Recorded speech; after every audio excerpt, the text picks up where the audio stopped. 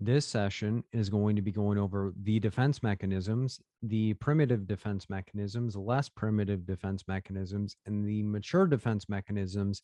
You don't really have to know which category that the defense mechanism is in. It's just easier to be able to recognize and apply them when you know the progression of where the defense mechanisms are coming from. We'll go over the defense mechanisms on a global perspective and then navigate through different examples to not have you memorize anything, because the goal of this session is not to memorize anything, but to be able to recognize and apply it to go into the exam, to kick it directly in the chest to get the job done. And we're going to be giving you examples, not the common ones of like, okay, I just always need to remember this example and it's going to be a-okay. I want you to be able to understand what the concept means and being able to apply it to different scenarios and then tying it all together with practice questions. So again, the goal of the session. So if you're finding yourself being overwhelmed at any point in time, or like, man, I'm not able to memorize this, or this is totally new to me, give yourself grace so that way you're able to run the race to get the job done. So starting off, defense mechanisms from a global perspective are psychological strategies that are unconsciously used to protect a person from anxiety arising from unacceptable thoughts or behavior. So if you have a heartbeat in this session right now, you likely at one point in time, or even currently, maybe utilizing a defense mechanism within your life. But a lot of these defense mechanisms, you're not actively saying, I'm going to be doing this defense mechanism today. Your body's been conditioned to react because the purpose is to protect from fears as well as perceived harm. And the key emphasis here is going to be on perceived harm, because it does not have to be an actual harm for your mind to say, you know what? I'm going to shut this off and I'm going to do what I think is best for the individual. And again, it's also unconscious when the person is doing it. And that is important too, because it's not like the person's actively saying, I'm going to do this to harm anybody in any way, shape, or form. So the three components that are at play when the defense mechanisms are utilized are the id, ego, and superego. And we're not going to be going through these concepts super in depth, but to give you something tangible to grab onto when you see them, to be able to recognize and apply them, again, not memorize them, are as follows. So if you look at ID, the easiest way to be able to recognize and apply the id is ID is impulsive decision making, because the id is the impulsive decision making part of people's minds. And the easiest way to be able to remember this is, if you've ever seen a cartoon before, there is the devil, the angel, and then the character in the episode. So the id is going to be the devil that's like, come on, man, it's not that big of a deal. Don't worry about them. Everything always works out. And the other components, ego and superego, are the angel and the individual. So the ego, an easy way to be able to recognize and apply that term is E equals evaluate, and then you go. So this is going to be the component, aka the character within the cartoon. So the id, the devil that's like, come on, man, it's not that big of a deal. And the ego is the character that's making the decision between the id, which is the devil on the shoulder, and then the superego, which is the angel on the shoulder. And an easy way to be able to recognize and apply superego is key emphasis on super. So when you think of super, think of a superhero. So the superego is attempting to save everybody and thinking about every individual that could be negatively impacted by the decisions that are being made. So the ID, impulsive decision making, is the pleasure center within the brain that's like, just do it. We need you to feel great at all costs. That doesn't even matter. The ego, you're going to attempt to evaluate and then make a decision and go, while the superego is like, man, think about the negative impacts on everybody. It's not just about you. Come on. We have to be making sure that this doesn't negatively impact the longevity. So those are the different components that are the main driving forces when a specific strategy and or multiple strategies, because you can utilize multiple defense mechanisms at the exact same time, are being employed. So stated in a different way, it's an automatic involuntarily movement, or automatic involuntary and usually unconscious. And why I put unusually unconscious in this segment, because the mature defense mechanisms can be mindful when you're actually utilize them to exclude unacceptable thoughts, urges, threats, and impulses from the awareness of fear disapproval, punishment, or negative outcome. So our mind is attempting to rescue us from situations that they perceive to be potentially dangerous, again, perceived harm within the situation. So that automatic involuntary reflex to save us from something. So let's start off with the primitive defense mechanisms. And the easiest way to be able to recognize and apply the primitive defense mechanisms is key emphasis on prime. So think of a primate, primitive. These are going to be the defense mechanisms for survival, but they're not often going to be survival techniques long term. They're oftentimes going to be cut off from reality and not really actually solving a problem. It's just appeasing the moment, but the long term is not being considered within the situation. So, primitive defense mechanisms often are predicated on a mistake or inaccurate representation of social reality in some way, shape, or form. So, these defense mechanisms work to avoid short term pain, generally not resulting in a constructive outcome long term. Maybe short term, it's going to have a constructive outcome, but long term, it could have negative consequences on you as an individual. They're not much help for people looking to solve problems, as well as they're often first learned during childhood and may persist into adulthood, were harmed in a significant way during childhood. So if you think of how a child handles conflict, if an adult is handling the conflict in the same way as a child, you're not really making a lot of headway or actually making progress within the situation. Not to say that you're not solving problems, but it's creating more problems along the way. So let's look at the primitive defense mechanisms. And the first one up to bat is going to be denial. And the easiest way to be able to recognize and apply denial is key emphasis on deny. This is going to be an individual that denies reality inherently by not acknowledging any criticisms or critique of their actual behavior. It's simply like, wasn't me. I'm not sure why that's the case. It's not even that big of a deal. I have no idea. It's like they're not recalling the details because it's too painful for them to acknowledge them. So denial involves blocking external events from awareness. If I can't see it, it must not actually be happening. So if someone is in a situation and it is too much for them to handle, they'll outright refuse to experience it in any way, shape, or form. So denial is outright refusal to admit or recognize something that has occurred or is currently happening within their situation. So if they do acknowledge that it is occurring, they minimize the impact that it has on them as an individual. And that's the trickiest part, is a lot of times people think denial is just outright being like, boop, I have no idea what the heck is going on. They may acknowledge that something is occurring, but they minimize the impact for why that is occurring for them within for their situation. So a couple of examples to articulate this a little bit further. Someone who smokes cigarettes refuses to admit that smoking is bad for their health by citing random facts to back it up. Well, my grandfather lived to be 90 and he smoked, so my smoking behavior is not even that big of a deal. You need to get off my back because smoking is not bad for everybody. I'm exempt from the negative impacts of smoking.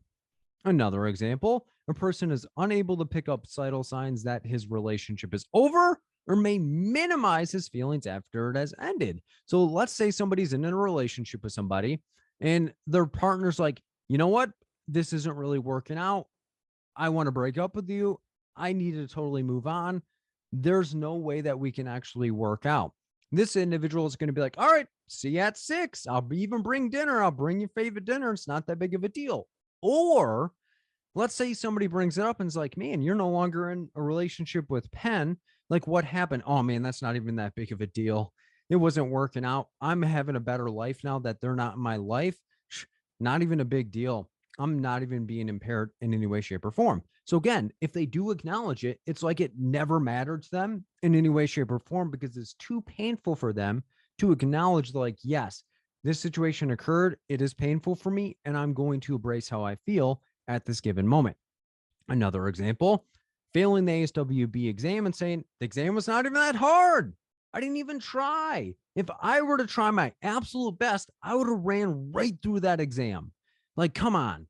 So the next time that I take this exam and I give it 100% of what I got, it's not even going to really have a chance. But at the end of the day, the individual is essentially saying, like, man, it really sucks that I didn't pass the test. And there may be things that I can improve on, but outwardly, I'm going to project that it wasn't even that big of a deal.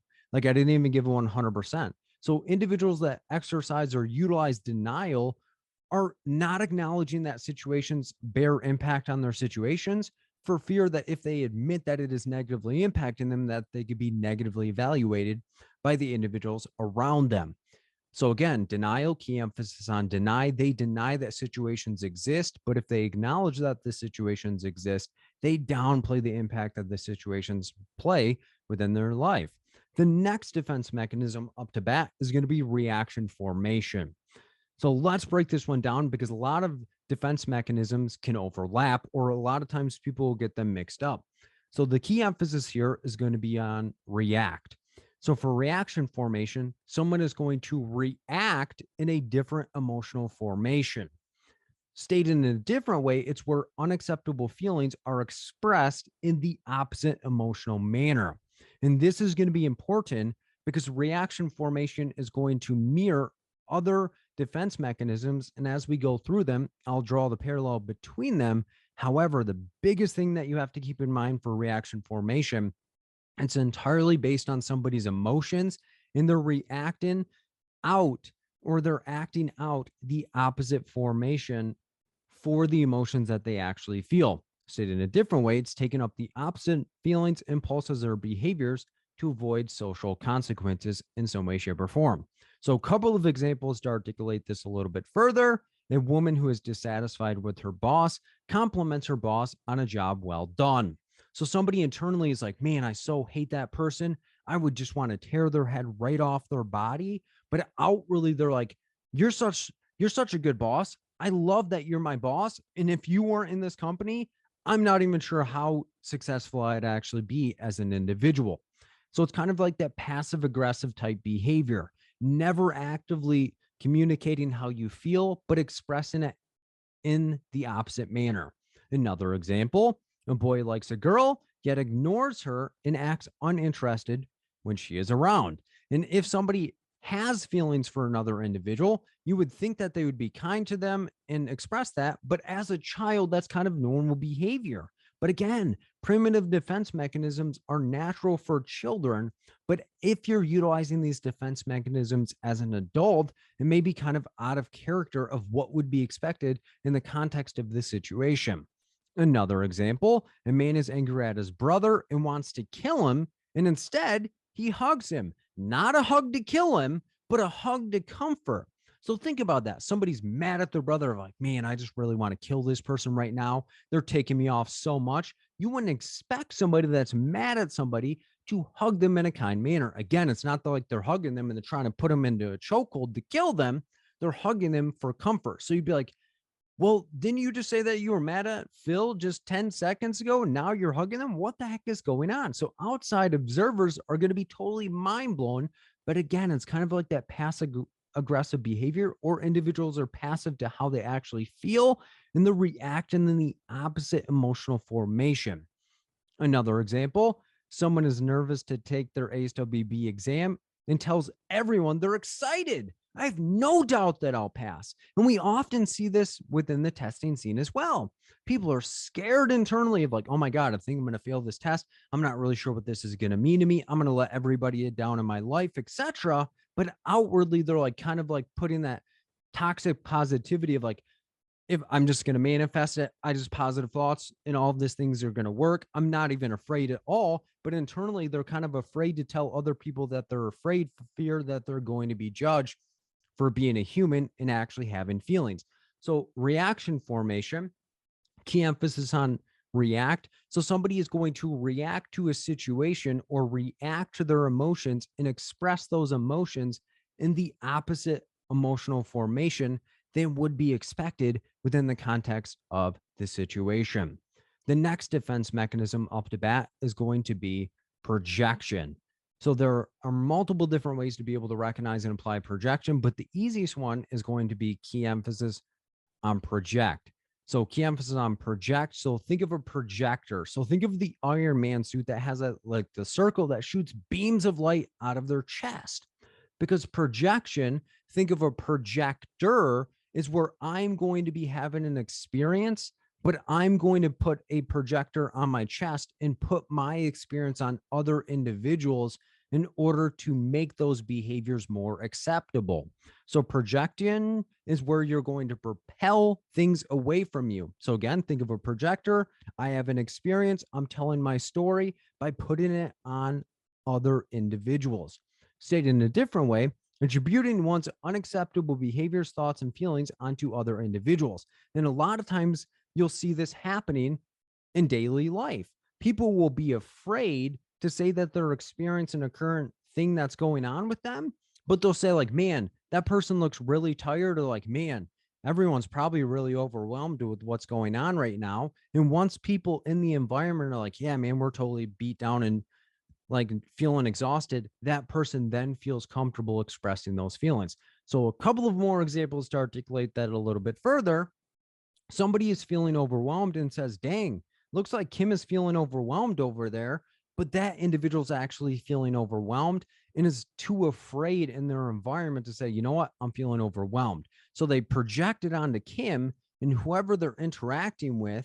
If they're like, yeah, man, I could totally understand why Kim is feeling overwhelmed. We're all strapped for time and we're being overworked at that given moment. So then the person's like, yeah, man, I'm feeling overwhelmed too. And we probably should probably find a solution. But if they're like, man, Kim is feeling so overwhelmed, and their coworkers like, I don't think Kim's overwhelmed. She has no reason to be. We haven't been feeling that way in any way, shape, or form. That person's like, yeah, I'm not even really sure why I even said that. Yeah. So anyhow, yeah, the weather's pretty nice outside. Another example to articulate that a little bit further, you hate someone and say, geez, this person does not like me. Regardless of what I do, this person always hates me. But the person is actually stating that I hate that person, but I would rather say that person hates me. So I have a reason to quote unquote hate them or dislike them because I'm saying that they don't like me in some way, shape, or form. Another example, cheating on a significant other and accusing them of the behavior when you are the one who is cheating. You're putting your experience of cheating onto your partner versus admitting that you're cheating and kind of mending and tending to that relationship. So projection, key emphasis on project, because you have a projector on your chest and you're putting your story, your experiences, and your feelings onto other individuals to make yourself feel better about the discomfort with your unacceptable behaviors, thoughts, and or feelings within this situation. So the next defense mechanism up to bat is going to be acting out. So key emphasis on act. So this is where somebody is going to put action to their feelings. So this is where somebody is going to act rather than feel how they are actually feeling. So acting out is where somebody is going to act in a certain type of manner and communicate their feelings by acting those things out. So key emphasis on act because the individual copes with stress by engaging in actions rather than reflecting on the internal feelings that they're actually feeling. So they're not directly communicating how they feel within their situation, but people have to interpret their actions or the way the individual acts in order to understand what they're actually going through. So let's look at this one a little bit closer. Someone attempts suicide for people to show concern. So the individual does not state that they need help or that they want help from other people or that they're struggling. However, they attempt suicide and people have to infer what that actually means with and for that person's situation. Another example, a child skips school to show that they hate school. So they're not outwardly like, man, I hate school. Their grades aren't slipping. They're just simply skipping like a stone on the water away from school. And you would infer that if somebody's not attending school, that they're either struggling or dislike it in some way, shape, or form. Another example, Phil avoids his boss to show he hates his job. So he doesn't outwardly say, like, I hate my job. I hate all of you people. I'm getting out of here. However, isolating himself is a way for him to be like, yep, I don't communicate with people. I'm going to stay in my lane. So hopefully all y'all know that I hate being here because I'm not actively engaging within this situation.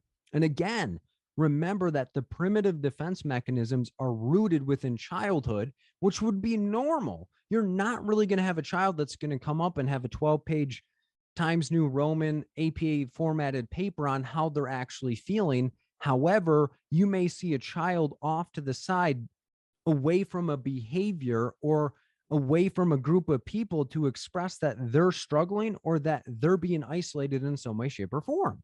Another example, I failed my exam, and instead of talking about it, I bought another program to study with. And this happens all the time. Individuals will not reflect on what they did in their process, what worked for them, what didn't work for them, what are small details they can change within their process. They view the situation of, I need another program because I'm the problem within the equation, versus the strategies and techniques that they're utilizing in order to go into the exam. And that's where acting out comes in. The individual's not attuned to what they're emotionally feeling or emotionally processing. So they go to another program to get as much information as they possibly can, versus doubling down and understanding what they particularly need within for their situation. So again, acting out, key emphasis on act, because the individual acts without staying attuned or acknowledging their feelings or emotions in any way, shape, or form. The last primitive defense mechanism up to bat is going to be regression. So key emphasis on regress. So if you are thinking about regress, it means to go back, because progress is to propel forward. Okay. You're making advancements. So regress or regression is to go backwards. So regression is where individuals will go back to previously developmentally appropriate behaviors in order to cope with the comfort or discomfort within their situation. So when confronted with an undesirable situation, the person copes by reverting back, aka regressing back to patterns of behavior used in earlier development.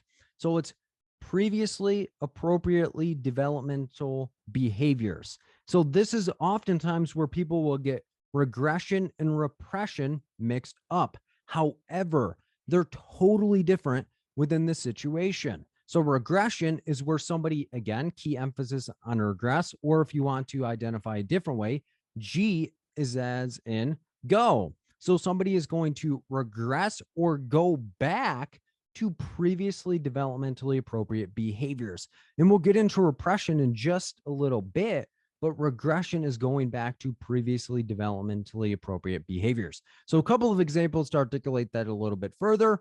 After the divorce of his parents, a 10-year-old wets his bed. So if a 10-year-old has gone without wetting their bed for years, and then their parents divorce without having coping skills or being able to put it into words, they regress by wetting their bed. That would be a form of what we're looking at, because a 10-year-old oftentimes is not going to be wetting their bed any longer because they've been potty trained and they also have more control over their bodily functions. However, if a 10-year-old were to start wetting the bed again, and it's not a medical condition, we would attribute it to regression. Another example, someone is sick and will cling to their mother, such as a baby does. And again, this would be like an adult individual going to their mother and having their mother console them as if they were a child when they are sick. Oftentimes, individuals, as they progress, not to say you're going to be emotionless and cut off your parents, but your parent is not going to be rocking you back and forth and soothing you when you are a sick individual, just as if you were a child. Another example, someone is stressed out at work and begins sucking their thumb. Sucking a thumb is oftentimes a more previously developmentally appropriate behavior, not judging anybody. Because if you're like, man, Phil, I suck my thumb all the time, I'm not leaning in on you. I'm just letting you know that could be a form of regression, because that was what was previously developmentally soothing or appropriate or comforting for you within for the situation. So again, key emphasis on regress, or G as in go, because somebody is going to go back into the past and utilize something that was previously developmentally appropriate or previously developmentally soothing within their situation. So let's do a quick review of the primitive defense mechanisms. Again, key emphasis on prime. Think of primate because it's going to be the basic survival skills, but it's not really there to solve problems in any way, shape, or form. So they're often learned during childhood and they may persist into adulthood, depending on the person's developmentally appropriate thought process, or if they had trauma and they're rooted within the behaviors that they were taught based on the fact that their mind is trying to keep them safe. Because again, the defense mechanisms are oftentimes going to be unconscious processes to prevent us from experiencing perceived harm, which is not always equated to actual harm. So the first one up to bat, denial, key emphasis on deny. The individual is going to deny that something has occurred or is occurring, or if they do acknowledge that something is occurring or has occurred, they're going to minimize the impact that it has within the situation. Reaction formation is where somebody is going to react to their emotions and express them in the opposite emotional formation than would be expected within the situation. So reaction formation is where somebody is going to react in a different or the opposite emotional formation than they actually feel. Projection, key emphasis on project, because think of somebody having a projector on their chest.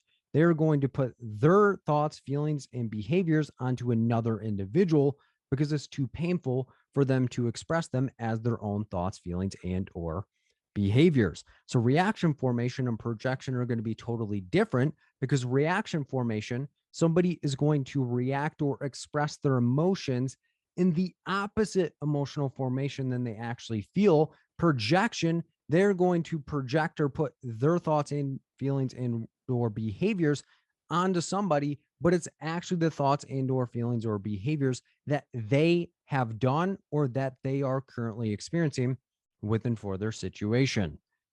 Acting out is going to be totally different because it's where somebody is going to act their emotions out, aka not communicating their emotions, but they're putting and coping with stress by engaging in actions versus reflecting on their internal thought processes and or feelings. And that's going to be different than the other defense mechanisms because again, reaction formation is where somebody is going to react in the opposite emotional formation, while acting out, the individual is actually going to engage in a behavior that's consistent with how they actually act. Regression, key emphasis on regress, is where somebody is going to go back. So key emphasis on G. G equals going back into the past to do something that was previously developmentally appropriate within for that person's situation. So let's segue now into the next level of defense mechanisms, which is going to be less primitive. So this is going to be less survival based, but it's also still going to be based on the person's survival. So let's look at this a little bit closer. So the person has a more ambivalent relationship with reality.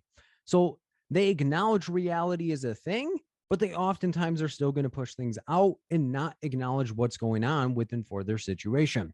So reality is recognized, but it's put off or avoided. So again, primitive defense mechanisms, they're not going to acknowledge reality in any way, shape, or form. Again, it wasn't me. Less primitive, they're going to say, okay, I can totally understand that this is a thing. However, I would prefer to push it off and do a behavior that's going to make me feel better. So the first one up to bat is going to be repression. And again, not to get it mixed up with regression. The words look very similar with one main detail being different, which is one letter. But if we look closely, we can see the word press. So repression is where somebody's mind has pressed down distressing thoughts, feelings, and or behaviors because it is too painful for them to acknowledge within this situation. Again, this is an unconscious effort because there's going to be a defense mechanism that we go over a little bit later on that is going to sound very similar to this, but just keep in mind that repression is where the person's mind has pressed the memory or emotion down because it is far too painful. It's not a voluntary response within the person's situation. So let's look at this a little bit closer. So it's an unconscious defense mechanism employed by the ego, again, the component that is going to evaluate prior to going to keep disturbing or threatening thoughts from being conscious. Because again, unconscious are things that you're not aware of. Conscious is what you're actually thinking about within the situation. And the key emphasis here is that it is often based on traumatic events. So if somebody goes through a traumatic event, their mind is trying to protect them from actually acknowledging that those things occurred because it's too painful for the individual to continuously go through over and over and over. So let's go through a couple of examples to articulate this a little bit further. But again, repression is where their mind has pressed things down, not to mistake it for regression, where somebody is going back to previously developmentally appropriate behaviors. Repression is where the mind is pressing traumatic events out of existence. So the first example up to bat is someone has a severe childhood abuse history. They may repress these memories and have a difficult time forming relationships later and not understand why. So if somebody grew up in an environment where they're not able to trust other individuals, where there was a lot of cheating behavior, or there was abuse, maybe physical, sexual, emotional abuse, or sexual, emotional neglect, any way, shape, or form, that is where we're going to have somebody, their mind is going to press it out because it's so distressing for them to think about. But then they may get into an abusive relationship that mimics the dynamic that they grew up with because their mind is used to those types of behaviors, or their mind is used to coping to that hyper aroused state that they are magneting to emotions or relationships that create the emotions that they experience when they were a child. So again, somebody is not going to be aware of the fact that they're going for partners that mimic this dynamic unless they're in therapy and their therapist is working through that. But oftentimes you're not going to walk up to somebody and be like, hey, why are you with your partner? Why do they mimic the dynamics of what you experienced when you were a child? They're going to be like, my partner's nothing like the person that I grew up with. But oftentimes we tend to cling to what our parents mirrored or the behaviors that our parents exhibited when we were children, unless you're in therapy and identifying different ways of thinking and communicating and navigating the world. Another example, a young child exhibits repression when they are afraid of dogs, but cannot remember any experiences that made it so. So let's say we have a young child or even an adult that is afraid of a dog. Let's say we have a very tame, calm dog, mild manner, just chilling on the couch, like having a nice time. And then somebody's like, oh my God, you have a dog? That thing's going to bite me. What are you doing? Lock it up. And the dog looks over and is like, man, who's this guy? He's out of his mind. But in that person's mind, they're like, man, all dogs are bad and all dogs are about to attack me. But they may have forgotten that when they were a child, they were attacked by a dog. But in their mind, they're like, dog, run. But then the person's like, man, take it easy. That's just good old Phil. Phil's just tame and chill. You gonna chill out or you're gonna make him get hyper aroused? Like, take it easy. It's a chill environment around here. But again, the individual does not have any recollection of them being attacked by a dog. So they have that thought process of like, man, all dogs are bad, but they don't have the recollection or memory of why that is the case. Again, repression, their mind has pressed that out of existence and they're not actively thinking about, man, remember when I was attacked by a dog and all of these different reasons? Another example, someone is nervous when taking tests or exams, but does not remember being made fun of during school, yet beats themselves up for not knowing things. Because again, our minds are so intelligent that they try to protect us from any perceived harm or any perceived pain based on previous experiences that we've been in. So let's say in school, everybody made fun of you, or you were degraded by teachers, or told like, man, you're never going to be successful or intelligent enough because you're not getting the grades that you need to in order to sustain this level of functioning in life.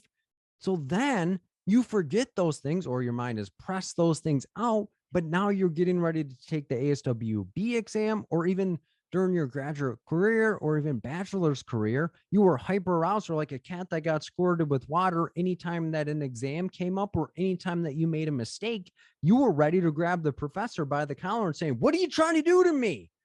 But again, you might have pressed those distressing memories out, but you're coping as if those individuals that mistreated you are actively still in your life or actively saying those negative things that they said to you in the past. Again, repression, your mind has pressed those things down, but it doesn't mean that you're not going to react as if the situations are actually still occurring. Again, not to get it mistaken for regression, where you're going back to previously developmentally appropriate behaviors that were comforting for you within your situation. Repression is where your mind is pressing things down. The next defense mechanism that we'll go over is displacement. Key emphasis on place, because this is where somebody is going to place their feelings, frustrations, or emotions onto something less threatening. And not to get that mistaken for projection, because a lot of times people will get projection or displacement as well as reaction formation mixed up. But remember, reaction formation is where somebody is going to react in the opposite emotional formation than they actually feel. While projection, key emphasis on projector, they are going to put their thoughts, feelings, and behaviors onto somebody else because it's too painful for them to express. While displacement, it's going to be rather similar to reaction formation, but displacement is where somebody is going to express or place their frustrations or emotions that they're actually feeling onto someone less threatening. And that's the key component there, is that it's on something or someone less threatening. So the individual is willing to express how they feel, but they're going for somebody that is low hanging fruit and that is not going to be able to stand up for themselves or defend themselves in any way, shape, or form. So stated in a different way, it's taking out our frustrations, feelings, and impulses onto people or objects that are less threatening. Displacement, you place your emotions onto something less threatening. While reaction formation, you react in the opposite emotional formation than you actually feel. So, a couple of examples to articulate this a little bit further. Someone is mad at their girlfriend. So, somebody is having a conflict with their girlfriend. However, they yell at their young child. So, rather than yelling at the girlfriend who is on an even playing field with them, there's no power dynamic in between the two. They're on equal playing field. Rather than yelling at their girlfriend or expressing how they feel to their girlfriend, they're going to go to someone on a lower power dynamic than them, such as a young child, and degrade the crap out of this child when their conflict is actually with the girlfriend. So, for example, let's say, well, I have a wife now. So let's say after dinner, I'm talking to my wife and she's like, "Man, you never clean out the dishwasher. What are you doing? What are you, stupid? I always tell you the things that you're supposed to be doing." So let's say, rather than expressing how I feel with, "Man, please don't yell at me, that's a bad idea," or exploding like a rocket in defense mode, but let's say I call somebody up that is not on the same threshold and I just degrade the crap out of them and express my anger to them and degrade them and hurt them versus actually going to my wife who the conflict was with. Another example, someone did not pass their ASWB exam. So when they get home, they punch a pillow 100 times. Again, there's still violence in the air. There's still violence in the air because, again, displacement, they are actually going to express the emotion that they have, which is anger, but it's going to be on something less threatening. So rather than going to a wall and clocking the wall and potentially hurting their hand, they're going to punch a pillow, which ideally is not going to hurt unless you put the pillow up to a wall or your bed is like a rock. It's likely not going to hurt you, but you're going to express the emotion that you have. Even though your emotion is at the ASWB exam, you're expressing it onto a pillow, something that is less threatening. Another example, someone is frustrated with their boss. So instead of yelling at their boss, again, their conflict is with the boss, they punch their computer screen as hard as they possibly can. And you might be like, man, Phil, won't the computer screen still hurt them?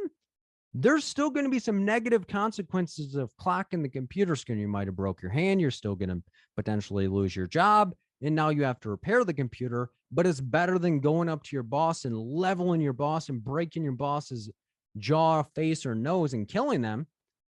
So again, it's still on something less threatening. There's still going to be consequences of punching the computer screen, but it's not going to be as high stakes as punching another individual.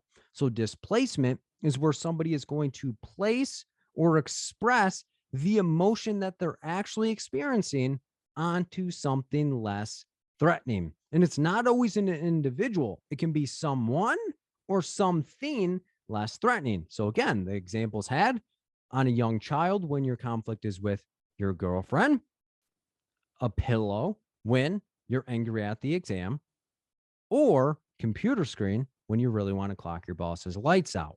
So a displacement is different from reaction formation, because reaction formation, you're reacting in the opposite emotional formation than you actually feel. While displacement, you're placing that emotion that you're actually feeling onto someone or something less threatening. So that's what makes it less primitive, because you're acknowledging the emotions that you have. It's less primitive because you're not actually facing the conflict that is actually existing within your life. You're expressing how you feel just to the wrong individual, or expressing it in a maladaptive manner to something that is not actually going to solve the problem. The next defense mechanism that we'll look at, or the next one up to bat, is going to be intellectualization. So key emphasis on intellect. So if you think of somebody that's an intellectual or intellect in general, it's where somebody is going to utilize knowledge or pieces of information to cope with situations without actually being attuned or employing any emotion in their situation. So intellectualization is where somebody is going to have an overemphasis on thinking when confronted with unacceptable impulse, situation, or behavior without applying any emotion in any way, shape, or form. So this is what humans do all the time. They have a distressful situation, or they're in a stressful situation. They're going to look up as much information as they possibly can about that topic versus actually stating, what does this mean for me? And what am I actually experiencing within inside of my body at this given moment? So rather than dealing with the pain associated with emotion, a person will follow up or focus on the content in that area that they are interested in some way, shape, or form. So let's say your doctor's like, man, you're starting to develop COPD, versus you being like, man, I'm afraid that I could potentially die. What does this mean for me? You go into survival mode, but rather than actually expressing any of that, you go on the internet or ask your doctor all of this information, or start reading books on COPD and all the treatments and stuff without actually acknowledging, what does this mean with and for my situation, or how does this impact my identity in any way, shape, or form? So a couple of examples to articulate this a little bit further. A person was recently diagnosed with anxiety and will attempt to learn about all the symptoms rather than expressing their feelings about the diagnosis. So rather than being like, man, this is what anxiety potentially means for me, or these are the negative impacts it's had on me, they're like, all right, let me slap open the DSM-5, let me pet the pages and see what this actually means within my situation. Another example, a person copes with the recent death of a parent by researching the grief process. They go through that DABDA and they're getting acquainted to Kubler-Ross and saying, what stage am I actually in? And how do I go from the denial stage all the way to the acceptance stage as fast as I possibly can within the situation? Versus, this is what this means to not have my parent in my life any longer. These are the emotions or distressful situations that I'm experiencing now that my parent is gone. Another example, someone fails the ASWB exam and learns different content areas that they missed rather than reflecting on how failing feels. And this is oftentimes similar to, again, acting out, but rather than just putting forth action, this individual is going to obtain as much information as they possibly can rather than actually experiencing what they're actually going through. They're surrounding themselves with so much data and information that it's almost immobilizing them within this situation. Again, that's what makes it less primitive, because the less primitive defense mechanisms acknowledge reality. However, they do not solve problems in an effective and efficient manner. So again, key emphasis on intellect. Think of somebody that's an intellectual. They're intelligent and have a lot of information, but they're not going to be attuned to their emotions or actually employ any emotions in the process of understanding what their situation now means with the new presenting issue that they have going on. The next defense mechanism up to bat is going to be rationalization. So a lot of times people are going to get denial and rationalization mixed up. However, the main difference, again, denial is somebody outright denying or not acknowledging that something exists or minimizing the impact that it has on their life. Well, rationalization is where somebody is going to have a rationale or an excuse for why the behavior is not bad or not that negative within their situation. So when we look at rationalization, so key emphasis on rational, because this is where somebody is going to utilize rational thought to get themselves away from their emotions. Stated in a different way, it's going to be identifying excuses for behavior. So it's explaining an unacceptable behavior or feeling in a rational or logical manner and avoiding the true reason and or multiple reasons for the behavior or thoughts that they are experiencing. A couple of examples to articulate this a little bit further. Someone loses a job and says, I didn't even like the job anyway. I was going to quit. They did me a favor. I was going to put my 2 weeks or a month in, and they're so lucky that I didn't get to put my time in because I was done with this place. I'm way better than this place could ever be. Denial, on the other hand, would be like, see you on Monday. You guys always joke around about firing people, but I'm not fired. What are you even talking about? See you on Monday, Chuck. I'm back.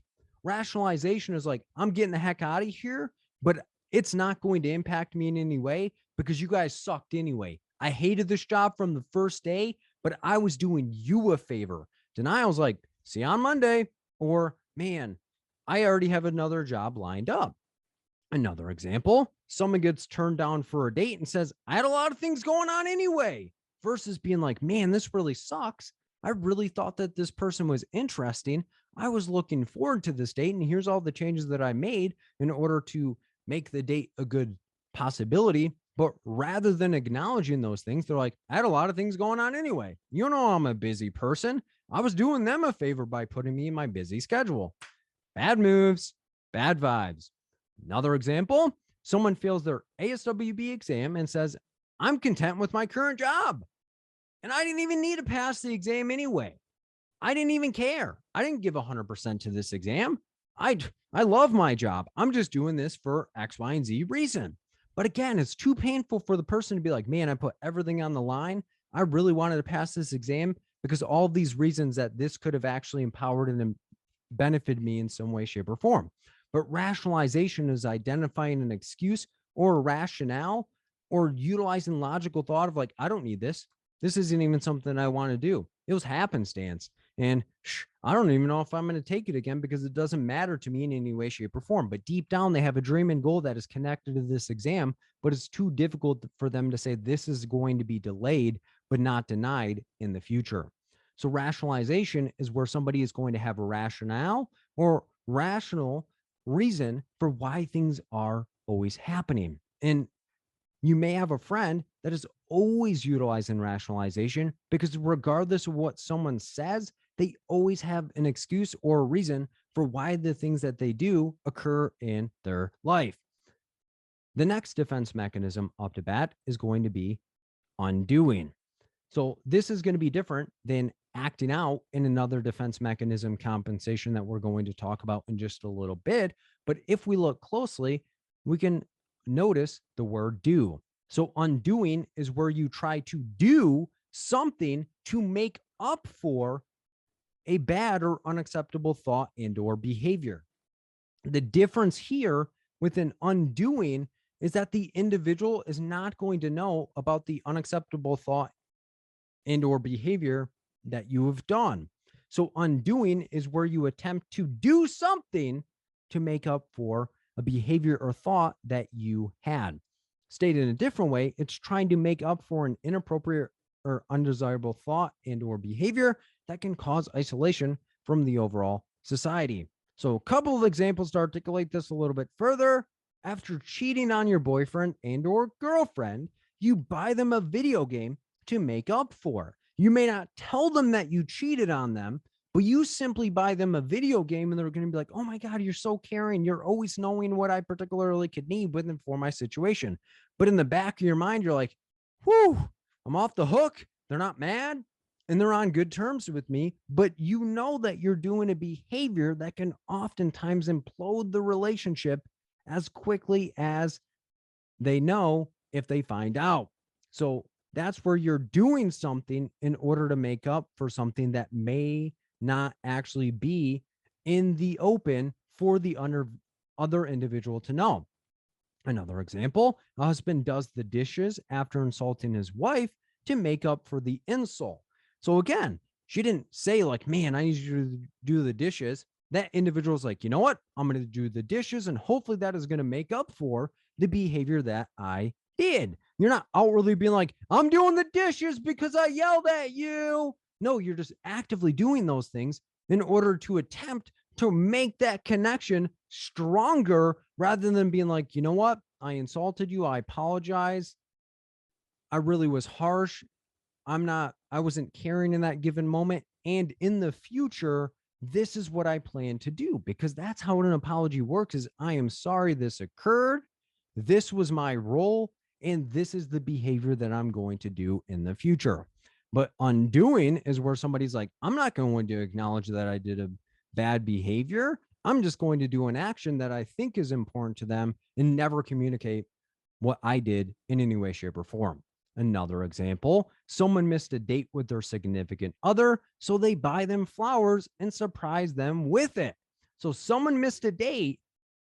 They don't know the other individual's emotions or thought processes behind it, but they're like, oh my God, I missed the date. Rather than acknowledging the fact that I missed the date, I'm going to buy them flowers. And hopefully the surprise and the flowers are going to make them forget this bad behavior that I did. So undoing is attempting to do something in order to allow for the other individual to forget or forgive you for what you have done without ever discussing the behavior that occurred that caused you to do the nice behavior for the other individual. So let's do a quick review of the less primitive defense mechanisms to tie them all together. So again, less primitive is where somebody is being less of a primate. Again, primate being more survival strategies and techniques, only thinking in the short term. So primitive defense mechanisms, you're not acknowledging reality in any way, shape, or form. So less primitive, you're less disconnected from society, but you're ambivalent. Again, ambivalence is you're unsure whether you enjoy a situation or not. So you're like, I'm okay with it sometimes, but other times, get that the heck away from me. So reality is recognized. However, it is put off or avoided if possible. So repression, key emphasis on press, because your mind is going to press things out of your mind. So that way it's not a conscious thought that you're actively thinking about or even able to draw on certain situations, often linked to a traumatic event, different from regression. So regress is where you go back to something, again, the G, going back in the past. Repression is where you're going to press things down. Displacement, key emphasis on place, because you're going to place your emotions onto something less threatening, different than reaction formation, because reaction formation, you're going to act out your emotion, but it's the opposite emotion than you're actually feeling. Displacement, you're going to place the emotion that you're actually feeling, not on the current situation, but onto someone or something less threatening. So displacement, you're placing the emotion that you're actually feeling onto someone or something less threatening. The next defense mechanism, intellectualization. Think of somebody that's intellectual. They utilize their intellect or knowledge or information to cope or make sense of a situation versus actually emotionally processing what they're going through within the situation. Rationalization, which is different than denial. Rationalization, you have a rationale or you're utilizing rational thought or have an excuse for why you're doing the behavior. While denial, you're outright like, wasn't me. Found me banging on the counter, wasn't me. Rationalization would be like, well, this is why I did this behavior. If you weren't always gone all the time, I wouldn't have him be people over in the situation. Undoing, which is the last one up to bat, is where you are going to do a behavior in place of communicating your emotions or even acknowledging that you did a behavior in order to make up for a bad or unacceptable behavior and or thought that you experienced. So the key thing here is that you're not acknowledging the behavior that initially occurred or the initial thought that you had. And thoughts are oftentimes the trickiest because the other individual has no clue why you're doing the things that you're actually doing. Well, undoing can also be an action that you did. You don't acknowledge the action or unacceptable behavior that you did, but you do something that the other individual would enjoy in order to hotwire connection with them and try to strengthen the relationship and make up for what you did without actually acknowledging what you did or the emotions behind the original action that you did. So those are both the primitive and less primitive. So let's segue now into the mature defense mechanisms and see how they differ from both primitive and less primitive defense mechanisms. And again, you don't have to memorize the category that they are in. It's just easier to organize them and understand how and why the person is doing what they're actually doing. Because remember, primitive, think of primate. It's as a primate was on the planet, they're just basing it off of survival within the situation. They're not connected to reality or thinking rationally of like, wonder how this behavior is impacting all these other things. It's simply, I'm going to protect myself at any cost within the situation. Less primitive is where somebody is going to be less disconnected to reality, but they're also going to be more connected to the situation that is occurring, however, still not willing to acknowledge their behaviors or the things that are actually going on or actually being attuned to the emotions that they are experiencing. Now, mature defense mechanisms, again, think of somebody that is more mature, they're able to suppress some of the emotions or impulses that they have and think more rationally or make connections from one behavior to the next and have more experience in the future. So, stated in a different way, individuals that utilize mature defense mechanisms often have a healthy and conscious relationship with reality. So, reality is accepted even when it's not appreciated. Again, in the less primitive, somebody was ambivalent to acknowledge it, however, preferred to isolate away from reality. Also, uncomfortable feelings are deliberately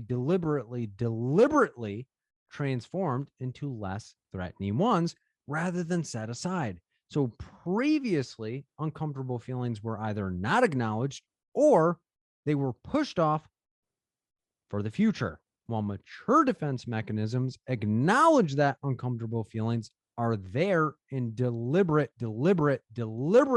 efforts are put in place to transform them into more positive coping skills. So the first one up to bat is going to be sublimation.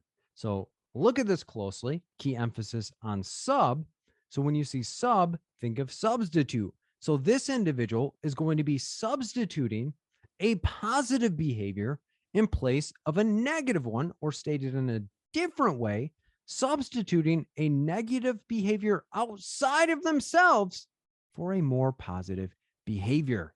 And a lot of times people are going to get some of the previous defense mechanisms mixed up with sublimation. So the ones that they often get them mixed up with are reaction formation, projection, as well as displacement. Reaction formation, again, key emphasis on react. This individual is going to react in the opposite emotional formation than they actually feel. While projection, again, canvas project. Think of a projector on your chest, like the Iron Man suit, shooting the light out of your chest. You're putting your thoughts, feelings, and or behaviors onto someone else. While displacement is where you're going to place your emotions, thoughts, and or behaviors onto someone less threatening. So it's kind of a trajectory of reaction. Formation is where you're going to be more passive aggressive within the situation or more passive and not acknowledge what you're experiencing and channel the opposite emotional formation than you're actually feeling. Projection, you're going to have a projector and hopefully have other people acknowledge your situation by talking about other attributes of other individuals to tell your story within the situation. While displacement, you're bringing it in, but you're coming in like a wrecking ball and destroying everything because you're like, all right, I'm going to place what I think is right at any cost because I'm going to come in like a wrecking ball. While sublimation is where you're going to substitute something in place that is going to be more positive in the future. So, stated in a different way, it's acting out unacceptable thoughts, feelings, or impulses in a more constructive or positive way or manner. So, mature defense mechanisms are going to find a reason to find a solution and solve problems versus just putting things off and putting like a rotten egg on a shelf, forgetting where the egg is at, and it's smelling up your situation. So, sublimation is substituting a negative behavior outside of your situation for more positive behavior. So, a couple of examples to articulate this a little bit further. A man with a lot of anger starts working out, not because they want to get healthier, but to express his anger. So, that's the key thing there is the individual starts working out, which could be seen as a positive behavior for their health, but the only reason that they're working out is to express their anger rather than knocking people out. So let's say before they were channeling their anger by punching people out. Now we're like, okay, well, it's probably not a good idea that you're getting assault and battery charges and are at risk of going back to prison for domestic violence or the assault and battery charges. So how do we get you to express your anger in a more positive manner? Well, let me try working out. And they start working out and they have the less chance of knocking people out. Another example, someone who has a lot of frustration towards a parent plays violent video games to express their anger. So rather than going up to their parent and just throwing them around or shooting their parent, whatever that is going through their mind, they're playing violent video games and killing people on video games and talking crap to their friends rather than going and doing that towards their parent. They've substituted a negative behavior. They don't even have to do the behavior. They just have to have that negative thought to do the behavior. But then we replace it with something more positive that is going to have less of a negative impact on their situation. Another example, someone draws on themselves to avoid self-harming themselves. So rather than running whatever self-harm tool that they would utilize on their body, they can draw on themselves as long as it's not toxic marker and going to poison them.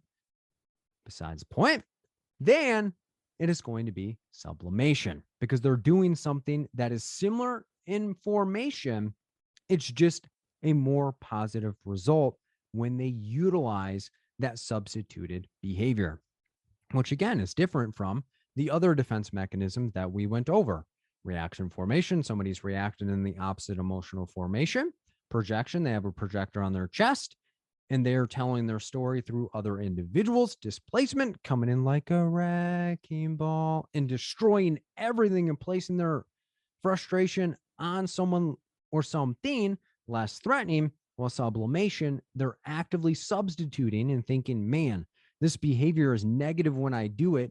What is something that I can do in place of it, aka substituting it out of the game in order to have a more positive result? The next defense mechanism up to bat is going to be suppression, and not to get it mistaken for regression or repression, because they all look the same. However, what we need to be looking at is the difference. Again, regression is where you think of regress, somebody going back. G equals going back to the past, the good old days. And then repression, key emphasis on press, is where somebody is going to press down. Their mind is going to press negative emotions or experiences outside of their consciousness, and they're not going to understand why they do some of the things that they do, but it's because their mind is protecting them, because those emotions or memories are too stressful or painful to acknowledge. While suppression, key emphasis on suppress, because when you think of something being suppressed, it is being silenced. So suppression is similar to repression, but again, repression is where somebody's mind is going to press distressing or painful memories or moments or emotions away from them, while suppression is where somebody is going to actively silence a negative situation temporarily and then acknowledge it later. So suppression is where somebody is going to silence something that is disturbing, either thought, wishes, feelings, problems, or experiences temporarily, and then acknowledge it later. So suppression is voluntarily, and consciously, again, the mature defense mechanisms are what I was referring to when I said they often are usually unconscious, because the mature defense mechanisms are going to be the level where people are going to make voluntarily or conscious decisions within their situation.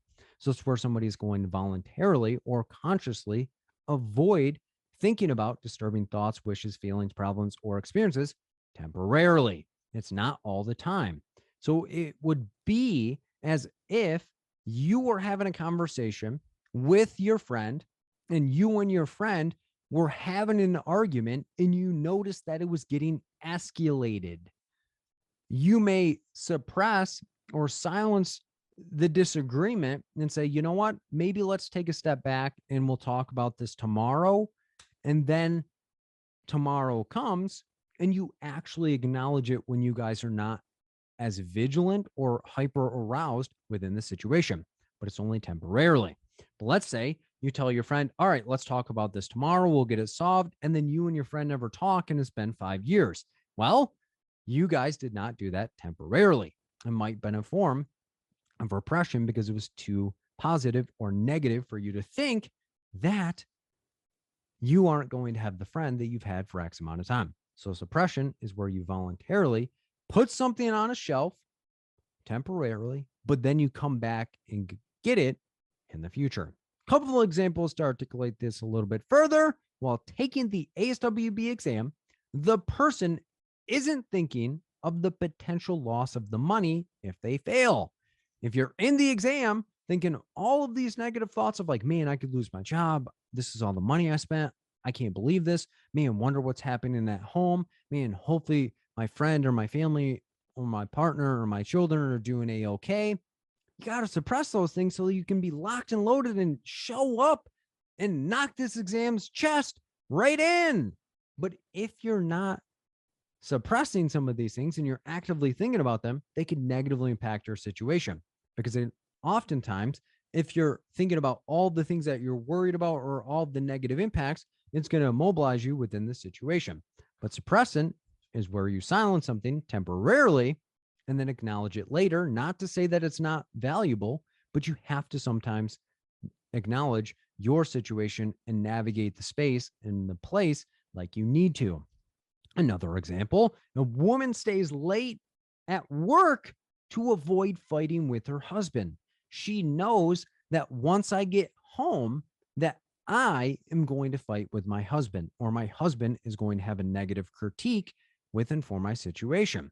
So this is where she may consciously say, the later I stay at work, the least amount of time that I'll have to argue with him. Because let's say he has to go to sleep an hour after I get home. Well, if I stay at work an hour later, well, we're not going to be able to argue or discuss this uncomfortable or negative situation. But again, it's only temporarily, allowing for more thought process within the situation. Another example, someone knows that they are behind on their mortgage, but they go to Disneyland anyway. They're like, I consciously know money is tight. We may be foreclosed on, it may be evicted, but YOLO, I'm going to Disneyland and having my best life at this given moment. So they suppress the stress of money temporarily, but when they come back from Disneyland, they are still going to have the same situation going on. And if they don't acknowledge it, it is oftentimes going to get worse. That's why with suppression, you oftentimes only want to silence it temporarily and then adhere and address it later versus, again, think of that egg example. If you were to hide an egg in your house and then forget where you put the egg, but your house still smells like rotten egg, but then you can't remember why, and then it's going to be bad moves, bad vibes. The next defense mechanism up to bat is going to be compensation. So key emphasis on compensate, because this is where somebody is going to overcompensate in one area to make up for another area that they are lacking. Stated in a different way, it's making yourself more appealing or quote unquote compensated in one area to cover up or hide an area that you don't think that you're succeeding in some way, shape, or form. Stated in a different way, it's overachieving in one area to compensate or make up for failures in other areas in your life. Compensation, you are compensating or overcompensating in an area to hide negatives in your life. A couple of examples to articulate this a little bit further. Someone is not good at schoolwork, so they put all of their energy into sports to excel. So rather than acknowledging that, man, maybe academics or book work or schoolwork is not for me, and maybe I could get some reinforcements or services or supplements or any of these different things that could help me become better at academics or schoolwork, I'm going to ignore the schoolwork and I'm going to do me and make it into sports and allow for sports to propel my life to the levels that I know that I deserve to be in, or vice versa. You're not really good at sports, and rather than acknowledging that you're not good at sports, you're like, well, I'm more involved in schoolwork, so I don't have time for sports. So that's why I don't even try out for the sports team. Another example, a husband works a lot, so he can buy his wife whatever she wants to make up for the absence of time. And a lot of times people will get undoing and compensation mixed up. But remember, undoing is you never acknowledge what you did within the situation. You simply do an action to make up for compensation. You acknowledge that you did something within the situation. However, you're trying to do something to make up for that deficit within the situation. So you're not spending time with your wife or your partner, but you're buying them whatever they want, hoping that that makes up for the absence of your time. Another example, Phil is not good with time management, so he puts his focus on engaging and performing when he does complete his tasks. Not always the best at staying on track, not always the best at acknowledging time, potentially late to things. However, when he shows up, he is locked, loaded, and doing the best that he can within the tasks, regardless of how long it takes. Again, deficit in one area, time management, making up for it with given everything that you have when you actually engage and do the particular task that you're supposed to do. Again, compensation, emphasis on compensate, you compensate or overcompensate or make up for one area when you have a failure or deficit in another area in your life. The next defense mechanism up to bat is altruism. And this one is rather tricky. However, it's one of the easiest ones to be able to recognize and apply because a lot of social workers do this already. So the easiest way to be able to recognize and apply altruism is key emphasis on all, because you try to benefit all individuals that are experiencing something that you have experienced in the past. So altruism is you want benefits for all individuals so they don't have to suffer or experience the same things that you've experienced within your life. Stated in a different way, it's satisfying internal needs through helping other individuals with things that you have experienced in the past. So it's helping others suffering from similar feelings or experiences who are far less along in dealing with their issues when the person is helping them. So the person helping them has a lived experience and they're helping people navigate that space in a better manner, less stress-free manner. So a couple of examples to articulate this a little bit further. Someone who was bullied as a child starts an anti-bullying campaign to prevent others from experiencing it. So somebody experienced bullying, they're like, this is BS, this is crappy, I felt terrible. I never want people to feel as bad or terrible as I did when I was a child. So I'm going to start an anti-bullying campaign to prevent other individuals from, one, being bullied, but two, not having support within their situation. Another example, someone who lost a good friend to cancer starts an organization to spread information on how to lower risk of cancer. So think about that. Somebody had a lived experience and they lost somebody significant to them to cancer. So they're like, I need to make sure that other individuals lower their likelihood of getting cancer. So that way, people that are connected to those that potentially could have cancer will never experience the void or sadness that I experienced because my friend passed away. Another example, someone who struggled with learning how to take exams starts making YouTube videos to help people succeed who have failed. So that way, they no longer experience self-doubt. They no longer beat themselves up. They no longer feel like they have to be X, Y, or Z, and they can do exactly what they think is right and trust themselves in order to go into the exam to kick it directly in the chest to get the job done. So altruism is where somebody is trying to benefit all individuals that are experiencing what they have experienced in the past. So that's what I said. A lot of social workers tend to do this because a lot of us have experiences in our past that if a social worker or if a mental health professional was involved, it might have been a total different situation. So altruism, key emphasis on all, you try to benefit all that are experiencing a current issue. The next defense mechanism up to bat is internalization. So key emphasis on internal, because this is where somebody's entire internal processing is going to change based off the feedback of a parent, caregiver, or significant individual in that person's life. And a lot of times people are going to get internalization, introjection, and identification all mixed up. The easiest thing that you can do for yourself is remember internalization is where somebody's internal processing is entirely going to change based on the opinions, values, or feedback from a parent, caregiver, guardian, or somebody significant in somebody's life.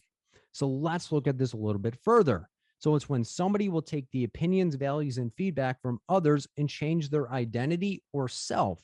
And when I say identity, think of how somebody internally processes what they're actually doing. So as a therapist, we're oftentimes challenging in identifying people's internal processes in order to identify what are some maladaptive things that they're currently doing. This is exactly what we're talking about. So let's utilize a couple of examples to articulate this a little bit further.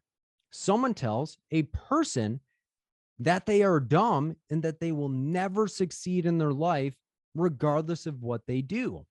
So when somebody is told that they are dumb and they'll never succeed, regardless of what the person hears from other people of like, man, you're really great. You're making a huge impact. Like you're a role model of mine. They will feel like they're never enough or that they will never amount to what that individual that told them this negative feedback expected out of them in that situation. And it can become very detrimental when the person that told them this information is no longer on the planet. So again, they have that perpetual fear of, you know what? I'm not succeeding enough because of this person telling me that I'm never going to amount to anything and that I'm dumb. Another example, someone tells a child that they will either end up locked up or dead. That child will remember that message and feel like they cannot do anything but get locked up or die. So they do not try to strive and thrive within their situation.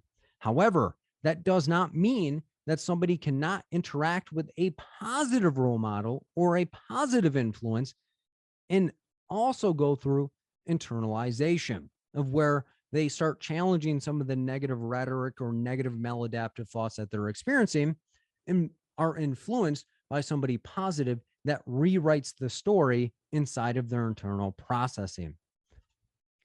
Another example, someone hears from their ex-girlfriend that they're unlovable and continue to believe it and play it out in future relationships. So regardless of what they do in a relationship and regardless of what their partners tell them of how amazing they are and how grateful that they are to have in their life, that individual is going to think that the person's lying to them because this ex-girlfriend left them for a quote unquote not being enough based on the scale that they were being measured up to. Again, internalization, key emphasis on internal, because this is somebody's internal thought processes or identification within their situation. And it's not their outward identity, but it's how they're thinking and navigating in their situation.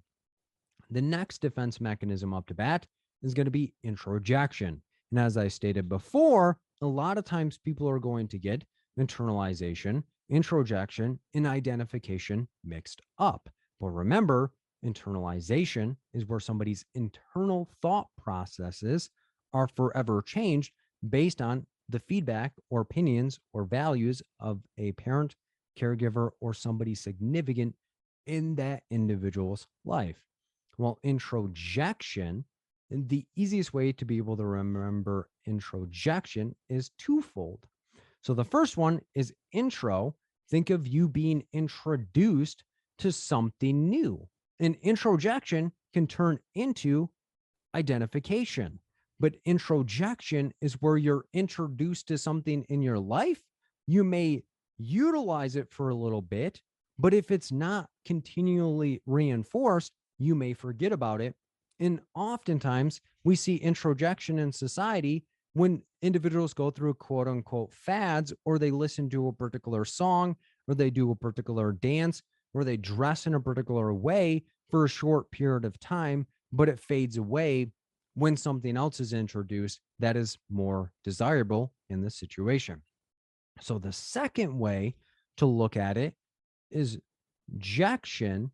So think of somebody that has to be constantly injected with something over and over and over for it to be reinforced. So for example, if you're working with a client that's getting an injection, they have to get it every single month, or the medication is no more longer in their system or efficacious. So introjection or injection is where something is being introduced or injected into somebody's body, but if it's not reinforced or reintroduced, it is going to fade away and no longer be significant in their life. Stated in a different way, it's when somebody will hear an idea and play it out into their life. So when somebody hears an ideology or idea and they act like it is what their future will look like. So a couple of examples to articulate this a little bit further. In this first one, when I was a young child, I used to believe this, but I don't know if it's even real, but I know it's definitely faded away. So the first one up to bat is someone hears that they shouldn't get into the pool until 30 minutes after when they eat something. So I remember being a kid eating something and being like, yo, I want to get in the pool. Why did I eat? I'm such a fool. So I'm waiting for somebody to be like, man, it's been 30. It's been 30. Boom, rip it in. But as you get older, you'll eat something and cannonball right in and be like, boom, or even eat in the pool. But when you're a child, you're told this 30-minute rule for whatever reason, and it's reinforced. But over time, since people aren't reinforcing it and there's not somebody that's writing tickets for you eating and then getting into the pool after less than 30 minutes. So again, without its reinforcement, it tends to fade away. Another example, the child hears that boys do not cry and they start to play it out in their life as if it is true. So this example could be internalization unless they are getting into environments and spaces or places that disprove this thought. And if it's not reinforced, it can fade away. So introjection is where this is introduced as a child. If it solidifies, it could turn into internalization because somebody's internal thought process would tell them boys do not cry. Boys do not cry. Boys do not cry.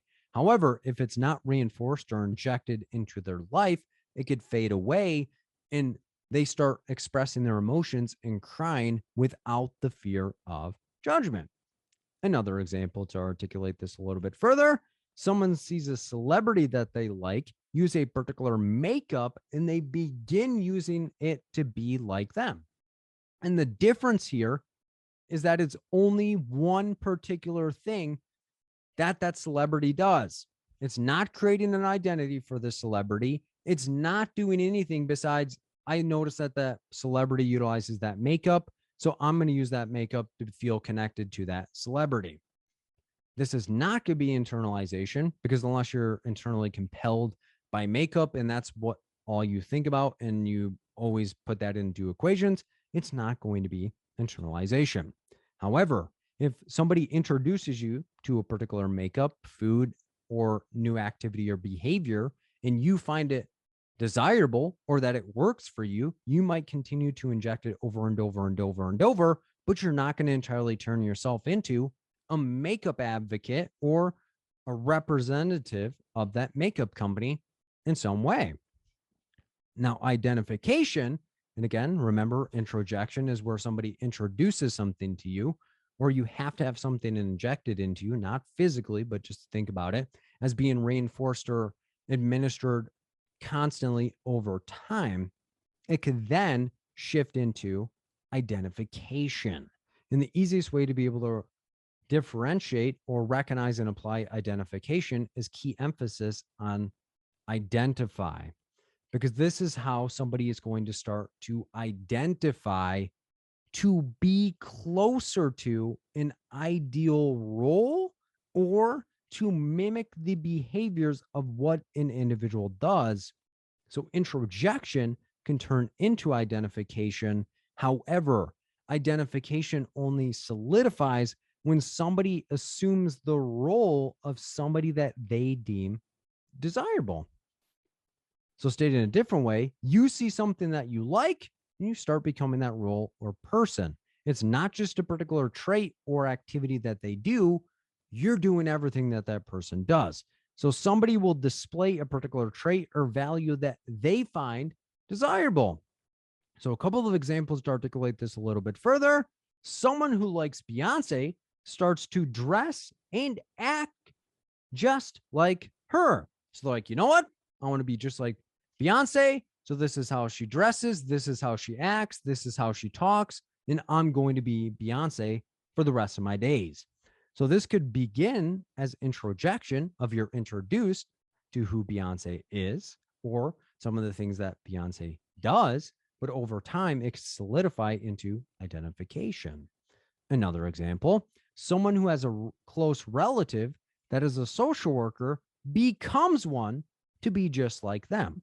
So it's not just that they were introduced to what social work is or identifying the roles of what a social worker does, but man, this close relative is a social worker. They're a good person. I'm now a social worker, so I can be more closely connected or become that individual in some way, shape, or form. Another example, someone hears that Michael Jordan likes to gamble So they start to gamble to act like he just does. And it's deeper than something being introduced. They're doing it and acting like they're a high roller, like Michael Jordan is. So we have to think about it as identification. It's now that person's entire identity. And again, internalization is the internal thought process for why people do what they actually do. Introjection is where somebody is introduced to something, or they are injecting something into their life and it has to be re-administered, or it's going to fade away and it's going to have less of an impact on that individual. While identification, that is who they identify as, and their identity is forever changed in order to fit the ideal role within the situation. And an easy way to be able to identify this is identification is if somebody's being an impersonator of somebody else. So we often see people trying to impersonate Elvis and they're acting as if they are actually them. They speak like them, they dress like them, they play the same music, and they actually identify as Elvis within the situation. Introjection is somebody introduces you to Elvis's music, but you don't entirely start dressing and talking and being that person and being like, I'm about to play the guitar and try to make some money within this. Another defense mechanism, and the last one up to bat, is going to be asceticism. And a lot of times, asceticism is one that people get confused with other defense mechanisms. However, the easiest way to be able to recognize and apply asceticism is key emphasis on set, because this person has a set way of doing things and they are stuck in their ways and rigid within their situation. So this is where it often opens the doors to multiple different factors, because asceticism could be equated to obsessive compulsive personality disorder. That person is obsessed with being the best and they have a set way of doing things. So they're set in their own ways. So stated in a different way, when somebody displays rigid behaviors based on ideology that they deem important, not other people, but what they particularly think is important. So somebody will be stuck in their ways regardless of contradictory information that is being inputted within their situation. So they acknowledge the contradictory information, but they're still like, I'm going to do me. Other people can't tell me what to do. It can also be viewed as severe discipline shown in avoidance of all forms of self-indulgence until the person accomplishes the particular goal. Stated in a less technical way, somebody will delay pleasure in order to accomplish a particular goal. And a lot of people do this as social workers. I know I particularly did, so I'm not going to generalize other people, but I oftentimes will skip lunch in order to catch up on progress notes, or I'll skip lunch or shorten my lunch to fit a client in because I want them to get their needs met. Asceticism is I'm going to delay pleasure, aka nutrients and food, which is going to sustain life, in order to accomplish a particular goal, which is completing progress notes or seeing more clients within the situation. So a couple more examples to articulate this a little bit further. A person refuses to eat or sleep until a project is done. Not watching your favorite TV show to have more focus on passing, aka kicking the exam directly in the chest to get the job done. So you may not be watching TV, you may not be talking to friends, you may be not doing anything for pleasure in order to accomplish your particular goal, which is passing the exam, which oftentimes in short bouts isn't going to be negative. However, if you're practicing asceticism over great deals of time, you may actually be negatively impacting your situation in some way, shape, or form. Another example is avoiding sweets on Thanksgiving because you want to lose weight.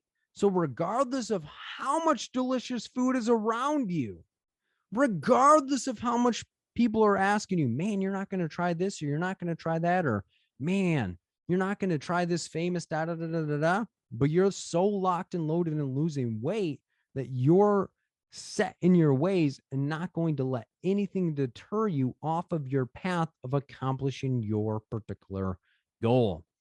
So let's do a quick review of the mature defense mechanisms. So the first one up to bat is sublimation.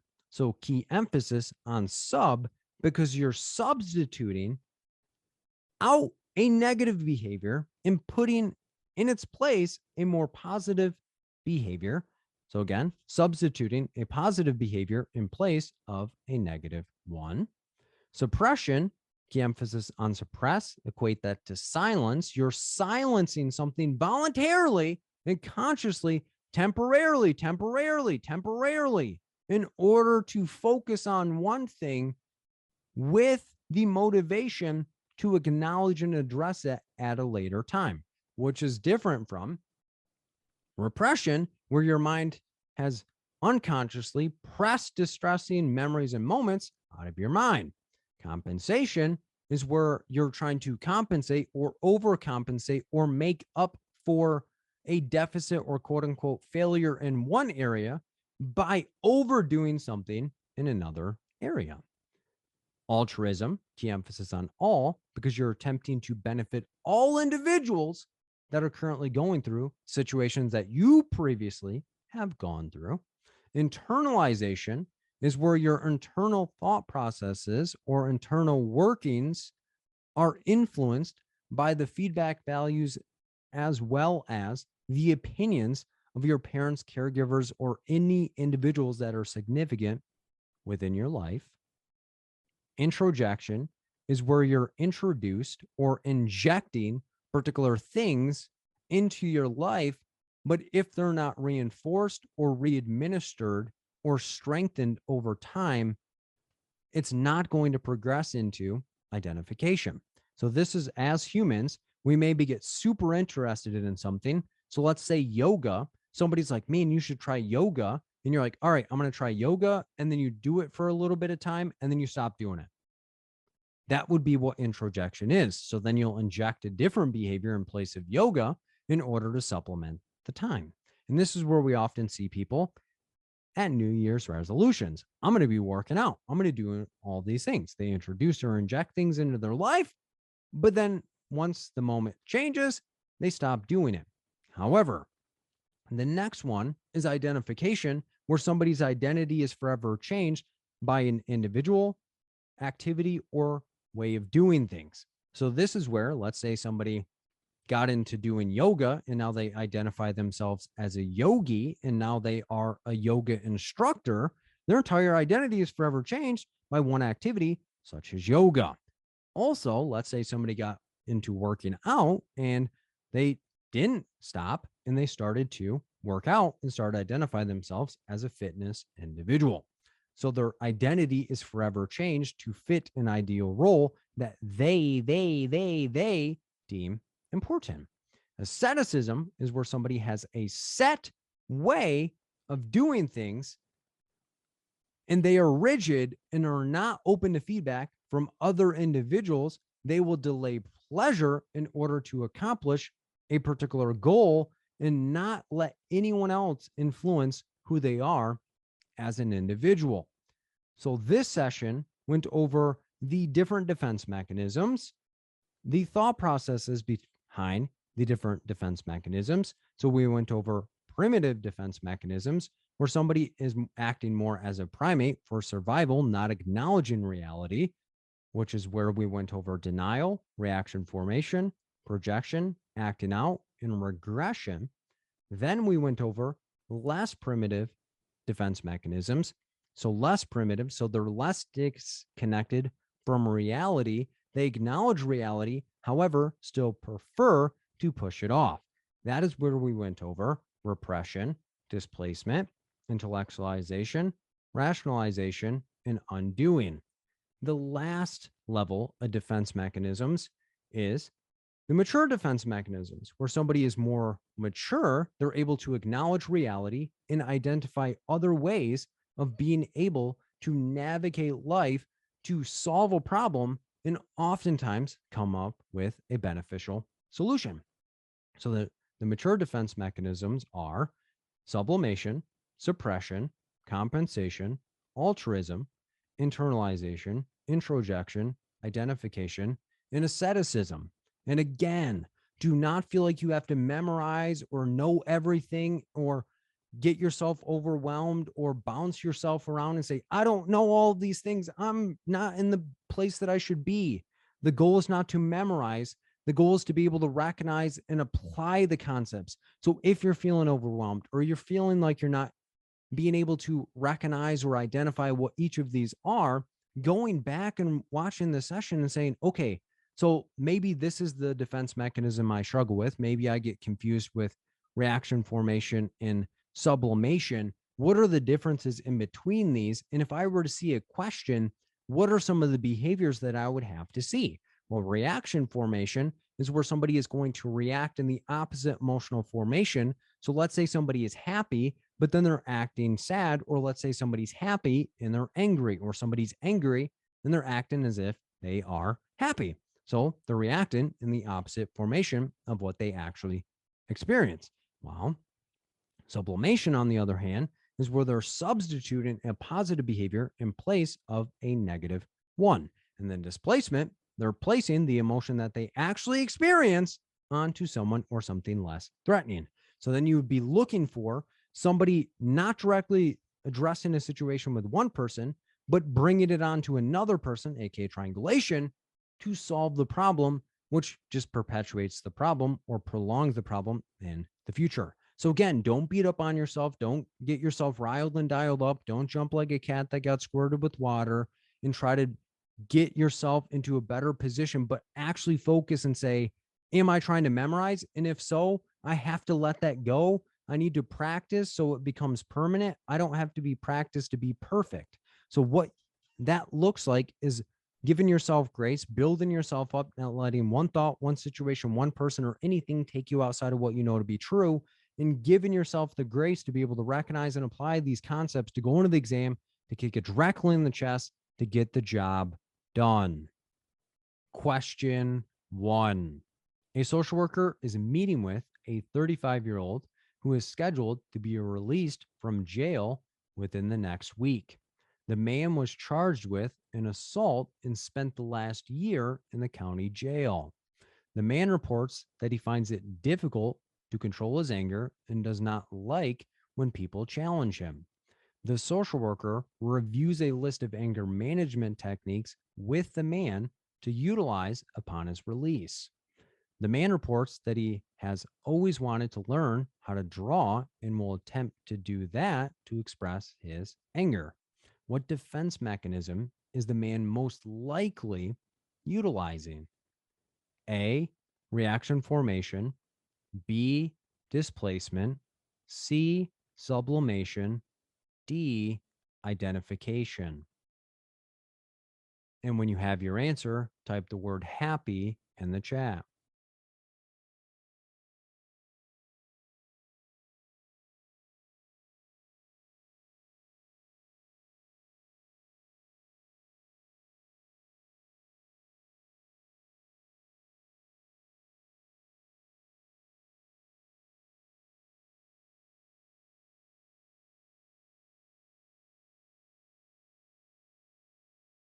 Opening the poll.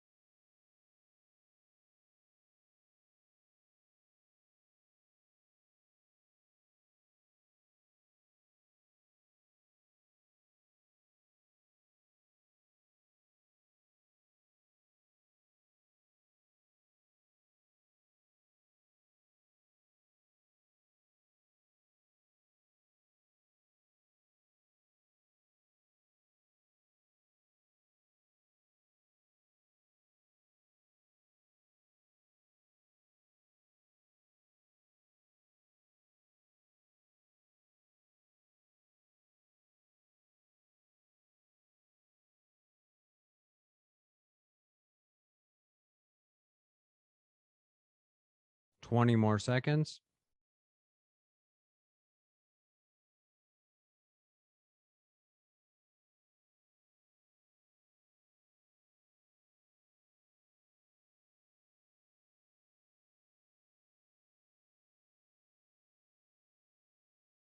Shutting down the poll. The majority think it is C.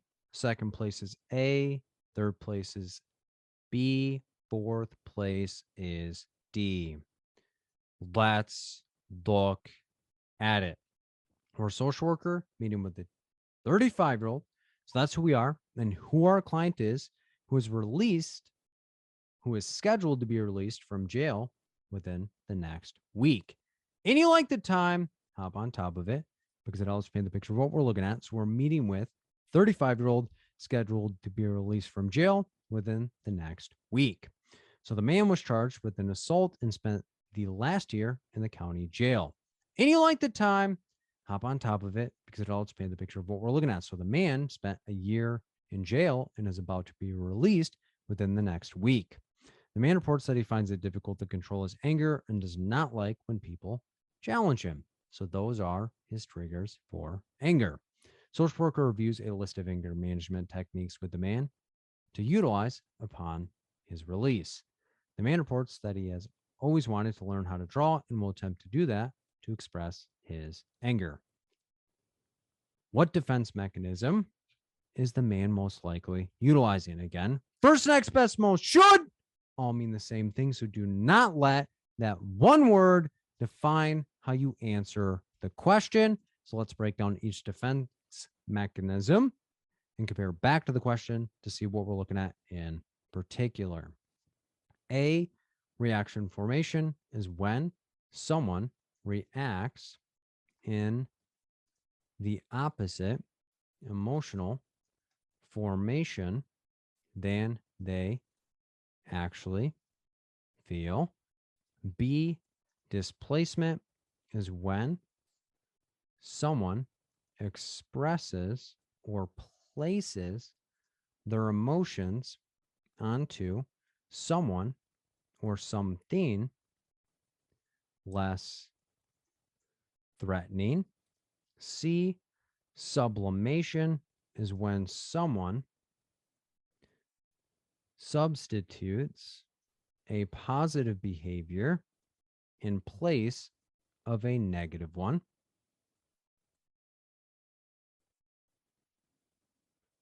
D, identification is when someone changes their identity based on an ideal role that they have in mind. So let's look back at the question to see what we're looking at in particular. So, quick review. Social worker, 35-year-old, scheduled to be released from jail within the next week. And you like the time, hop on top of it because it helps paint the picture of what we're looking at. So we're working with an individual that is incarcerated. They're getting out within the next week. They were charged with an assault, spent the last year in the county jail. And you like the time, hop on top of it because it helps paint the picture of what we're looking at. So they were there for the past year. Man reports he finds it difficult to control his anger, doesn't like when people challenge him. We review a list of anger management techniques, which is consistent with his presenting issue, which is anger, to utilize upon his release, which is within the next week, as well as he states that he wants to learn how to draw and will attempt to do that to express his anger. So keep all that in mind as we go through each answer choice. So right off the bat, we're going to rule out D. Why? Because the individual states that they wanted to learn how to draw. He always wants to learn how to draw, yet it is not influenced based on somebody that is very good at drawing. They're not like, man, I want to be like Michelangelo, or I want to be like one of this famous artists that I know of based on the fact that they were good at drawing. So I want to learn how to draw. So D is going to be incorrect because identification is where somebody is trying to identify with someone that they feel is desirable within their situation. So now we're in between A, reaction formation, B, displacement, or C, sublimation. So let's look at the question to make sure we're not making a mistake. He has a difficulty controlling his anger, as well as that he will attempt to express his anger. So for that reason, A is going to be ruled out. Why? Because reaction formation is where somebody is going to react in the opposite emotional formation than they actually feel. But this individual is stating that I have a difficult time controlling my anger. We review anger management techniques, which is consistent with his presenting issue. And then he states, I'm going to draw in order to express my anger, express my anger, express my anger, express my anger. Therefore, he's not reacting in the opposite formation than he actually feels. Now we're in between B, displacement, or C, sublimation. B, displacement, is where he is going to place the emotion that he's experiencing onto someone or something less threatening. So let's look back at the question to make sure we're not making a mistake. So he is in the county jail. He's getting released in a week. He was charged with an assault. So there is a behavior that he would do in the past related to his anger. He's like, I feel threatened. I'm knocking someone's teeth out and they're going to leave me alone. So that is the baseline behavior of assault. So we are examining things that it can utilize in the future. So for that reason, we're going to rule out B. Why? Because unless the individual, if they're utilizing a pencil, is snapping the pencil in half every time they're trying to draw, which would not be effective, and you would never complete any piece that you're utilizing because you have to have a stock of 1,000,000 pencils because you're snapping the pencil in half, we're not looking at displacement, because displacement is where you would place his anger onto someone or something less threatening. So we're looking at C, sublimation, because they are substituting a positive behavior, aka the drawing, in place of knocking people's teeth out when they feel challenged. Because that's why we were reviewing a list of anger management techniques. So that way they're no longer assaulting individuals, but they're expressing their anger in a positive manner. So A is going to be incorrect because reaction formation is where they would be like, you know what? I'm feeling internally angry, but I'm going to act excited or positive around other individuals. B is going to be incorrect because the individual is expressing the feeling that they have inside of them, which is anger in this context. However, they are not placing it onto someone or something less threatening. They're not like drawing a hole into the paper because they're pressing so hard. And D is incorrect because they're not wanting to draw based on someone that they deem desirable, like an artist or someone that they once knew that would draw in their situation. So the correct answer here, C, sublimation, because they are going to be substituting one behavior, such as knocking people's lights out, and now they may be drawing lights and turning those off on the paper. So the correct answer here, C, sublimation, because they're substituting one behavior, the drawing, in place of being charged with an assault in the future. So the correct answer here, C, sublimation. So that's how we look at that question in particular. Question 2. A social worker in an outpatient clinic is meeting with a 30-year-old female who was recently fired from her job. The woman reports that she feels like her boss never liked her and that her boss is just jealous of her. The woman reports that she expressed her frustration of being fired by throwing a chair through her office window to avoid physically harming her boss.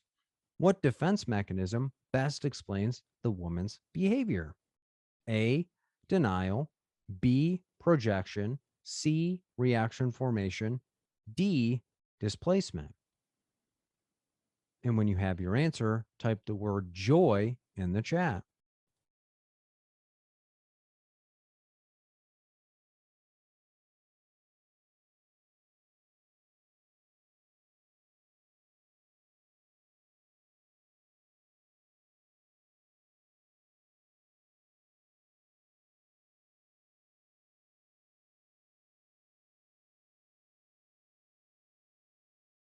Opening the poll.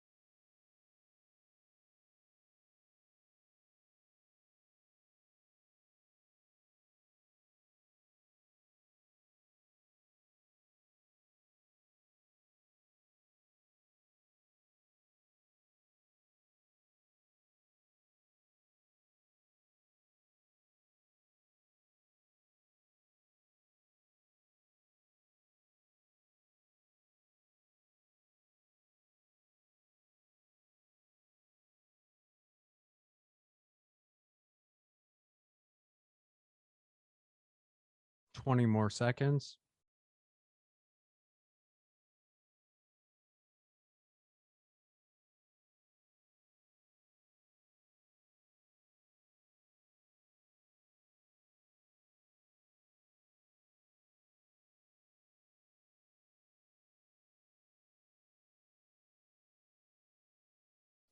Shutting down the polls. The majority think it is D.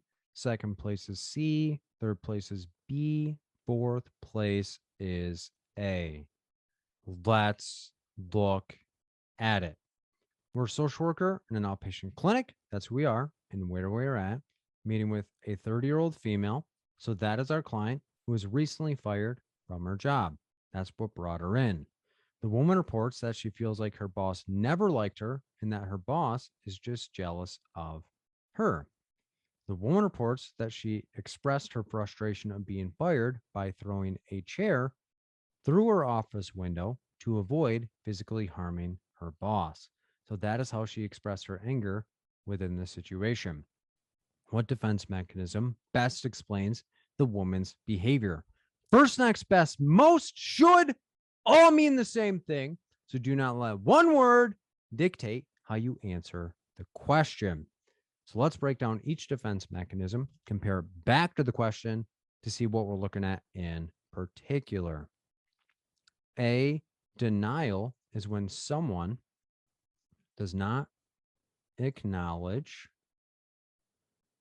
an action or behavior by not taking criticism or critique from other individuals.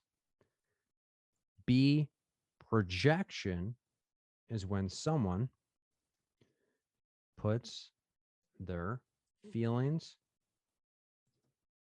thoughts, and or behaviors onto someone else. Again, think of the projector on the chest like the Iron Man suit. They're telling their story through somebody else. C, reaction formation is when someone reacts in the opposite emotional formation than they actually feel.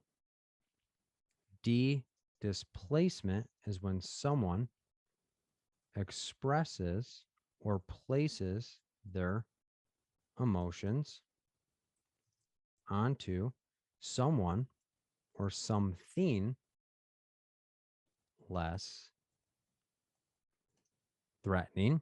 So let's look back at the question to see what we're looking at in particular. So quick review, social worker outpatient clinic. That's who we are, where we're at. 30-year-old female is our client who recently was fired from her job. The woman reports she feels like her boss never, ever liked her and that her boss is just jealous of her. The woman reports that she expressed her frustration, so the feeling that she was actually having inside of being fired, which is consistent with being fired, by throwing a chair through her office window like a frisbee and no one else is playing the game in order to avoid physically harming her boss. So she threw the chair like a frisbee away from her boss rather than throwing some hands and getting it connected with her boss. So keep all that in mind as we go through each answer choice. So right off the bat, we're going to rule out A. Why? Because the denial would be that they do not acknowledge the fact that they were just fired. But this individual is identifying, you know what? I got fired from my job. My boss never liked me. And I threw the chair all the way through the window to avoid knocking my boss out for firing me because she's just jealous of me. So denial will be like, all right, see you on Monday. It's not that big of a deal. You need me more than I need you. And you're understaffed now. So I'll see you later. I can do whatever I want. Bad moves, bad vibes. We're also going to rule out B, because projection is where somebody is putting a projector on their chest and identifying and telling their story through other individuals. So yes, she states that she was fired and she feels like her boss never liked her, but that's not concrete evidence of like, you know what? My boss never liked me, but in her mind, she never liked the boss, because that's not where the question ends. So now we're in between. C, reaction formation, where somebody is going to react on their emotions, not ignore them, react on their emotions, but in the opposite formation than they actually feel. While displacement is they're going to come in like a wrecking ball and they're going to place their emotions where they see fit, regardless of the destruction. And they're going to place the emotions they actually feel into the situation. So let's look back at the question to make sure we're not making a mistake. Outpatient clinic, 30-year-old female. She was fired from the job. She feels like the boss never liked her. The boss is jealous of her. She states she expressed her frustration. So she admits, I was frustrated of being fired by throwing a chair through the office window out of the context, but still the purpose is to avoid physically harming the boss. So she would rather throw the chair through the window than throw hands at her boss's face and potentially get a legal charge. Still could get a legal charge for throwing the chair, but less so for clocking her boss out, because she's no longer going to be able to punch the clock at that current job. So for that reason, we're going to rule out C. Why? Because reaction formation would be, I'm so frustrated and ticked off right now, but I'm about to spew out positivity at other individuals rather than acknowledge the feelings that I have inside. She straight up was like, you know what? I was frustrated. I was ticked. I threw the chair. What are you going to do about it? I didn't hurt the boss. So the correct answer here is going to be D, displacement, because she placed her feelings of frustration and she came in like a wrecking ball and threw the chair all the way through the air, through the window, versus throwing hands at her boss. So A is incorrect because she's not outright denying it was, I didn't throw the chair. The chair just slipped out of my hands. What are you talking about? I was just pushing the chair and it happened to go airborne. It must be the carpet around here or something. B is incorrect because she's not stating, you know what? The boss fired me because she never liked me. But in this individual's mind, she never liked the boss and never liked the job. C is incorrect because it doesn't state that she expressed her feelings of frustration, because that's what she identified. We're not putting words in her mouth in a way that is not consistent with being frustrated, because if somebody's frustrated, they're going to do things they often wouldn't do if they're in a more rational mind. So throwing a chair through a window may not be her baseline. And if it is, we can work with that. But it's oftentimes not going to be baseline if every time that I'm at the job, I'm picking up the chair and they're replacing the windows in order for me hurting other people. So the correct answer here is D, displacement. She placed her anger onto something less threatening, aka the chair and the window, versus on her boss, which is the direct situation. So the correct answer here is D, displacement. So that's how we look at that question in particular. Question 3. A social worker in a nonprofit agency has been working with a 40-year-old male for 6 months. In the most recent session, he reports that he feels like his wife does not appreciate him, and whenever he is around her, has the urge to yell at her. However, instead, he will compliment her. Which defense mechanism best explains the man's behavior? A, sublimation, B, reaction formation, C, displacement, D, projection. And when you have your answer, type the word peace in the chat.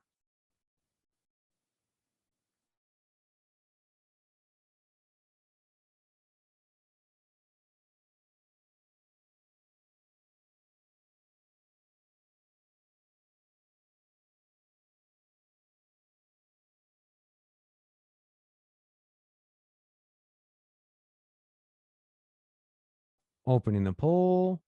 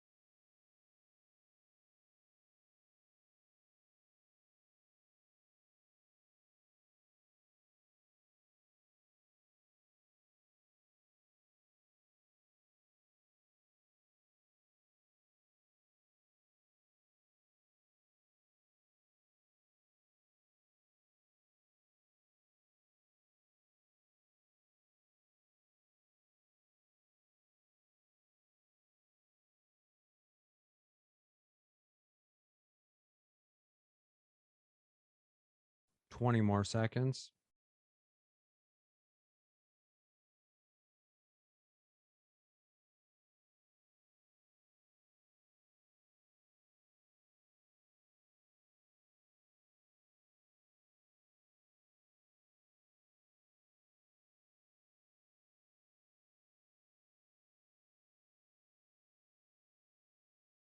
Shutting down the poll.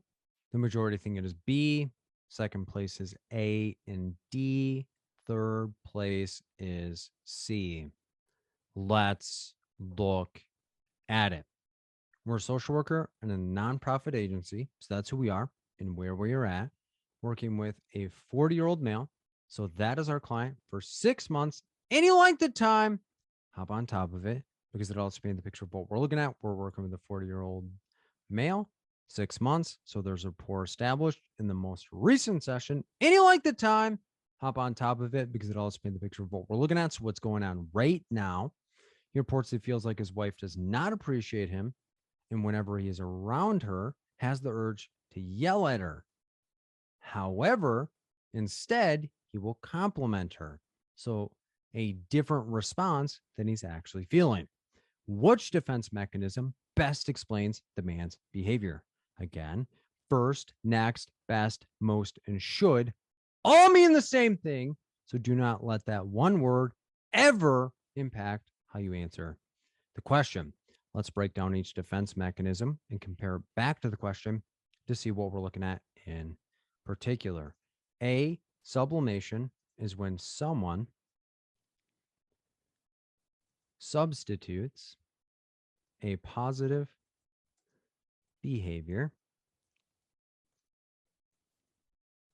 in place of a negative one. B, reaction formation is when someone reacts in the opposite emotional formation than they actually feel. C, displacement is when someone expresses or places their emotions onto someone or something less threatening. D, projection is when someone puts their emotions, thoughts, and or behaviors onto someone else. So let's look back at the question to see what we're looking at in particular. So quick review, social worker, nonprofit agency. So that's who we are, where we're at, 40-year-old male, 6 months. And you like the time, hop on top of it because it also paints the picture of what we're looking at. 6 months, there's a rapport, and the individual trusts us, and they've been collaborating and accomplishing their goals in the most recent session. And you like the time, hop on top of it because it also paints the picture of what we're looking at. So what's going on right now in this session. He reports that he feels like his wife does not appreciate him. He feels like his wife does not appreciate him. He feels like his wife doesn't appreciate him. And whenever he's around her, has the urge to yell at her. However, instead, he will compliment her. He will compliment her all the way home. So keep all that in mind as we go through each answer choice. So right off the bat, we're going to rule out A. Why? Because sublimation is where somebody is going to substitute a positive behavior in place of a negative one, not replace a negative emotion in place of a more positive emotion.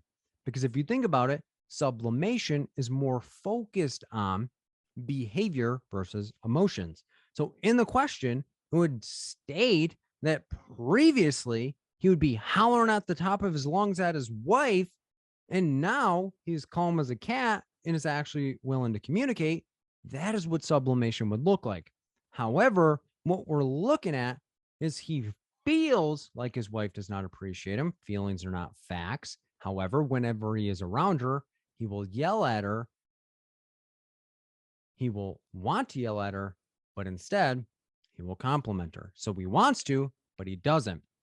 So sublimation is not replacing any behaviors in any way, shape, or form. We're also going to rule out D, projection, because think about projection. They have a projector on their chest. He's not going to his wife and be like, you want to yell at me right now, don't you? You really want to give me a piece of your mind. I mean, there's a lot of things going on in your head that you've really wanted to bring up. You've never really wanted to do any of these things with and for the situation. Bad moves, bad vibes, because he's not putting anything that he is experiencing onto her in any way, shape, or forms. Because that's the biggest thing. Projection is, man, you really want to yell at me. Man, you just want to give me a piece of your mind and you've been stuffing it in your mind all week. I need to hear it today because communication is the best foundation to a relationship. Not the case. He has the urge to yell. He's going to compliment her. So now we're in between B, reaction formation. He's reacting. He's acting on his emotions in the opposite formation than he actually feels. C, displacement. He's coming in like a wrecking ball, and he's placing his emotions in anywhere that he can actually be placed at that given moment. So let's look back at the question to make sure we're not making a mistake. Reports he feels like his wife doesn't appreciate him, doesn't have evidence because feelings aren't facts, and facts influence how we act. So whenever he is around her, has the urge. He's not saying every time I'm around her, I'm yelling her and I'm lame basing her with these words that I have in my mind. However, he is complimenter. So therefore, we are going to rule out C, because he's not placing the emotions that he's actually experiencing. Because if we have to guess, the majority of individuals, when they're yelling, have anger in their heart and in their soul. So therefore, you wouldn't expect somebody that is angry to be like, man, you're the best wife I've ever imagined. Man, I really appreciate you doing all these things for me. B, again, reaction formation, that passive aggressive or passive behavior to appease a situation at that given moment. So the correct answer here is going to be B, reaction formation, because he is reacting. He is still acting on his emotions, but he's doing it in a formation that is opposite of what he's actually experiencing within his mind. So A is incorrect, sublimation, because he is not substituting any behaviors. He has an emotion in his mind, but he's doing a behavior. So sublimation must be you substituting a positive behavior in place of a negative one. C is incorrect because he's not expressing the emotion that he's actually experiencing. And he's not putting it onto someone or something less threatening. He's expressing his emotion to someone on equal playing field. And D is incorrect because it's not like you really want to yell at me, because he's not having a projector on his chest and trying to tell a story through his wife.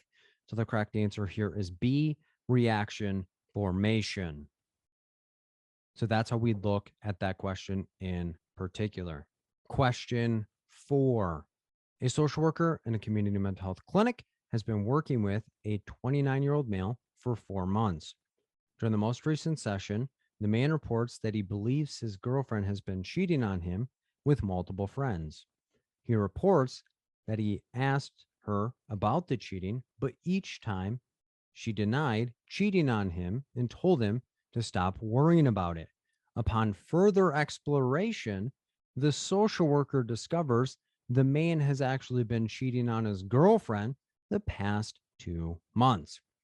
What defense mechanism has the man been utilizing? A, denial, B, displacement, C, sublimation, D, projection. And when you have your answer, type the word Michigan in the chat.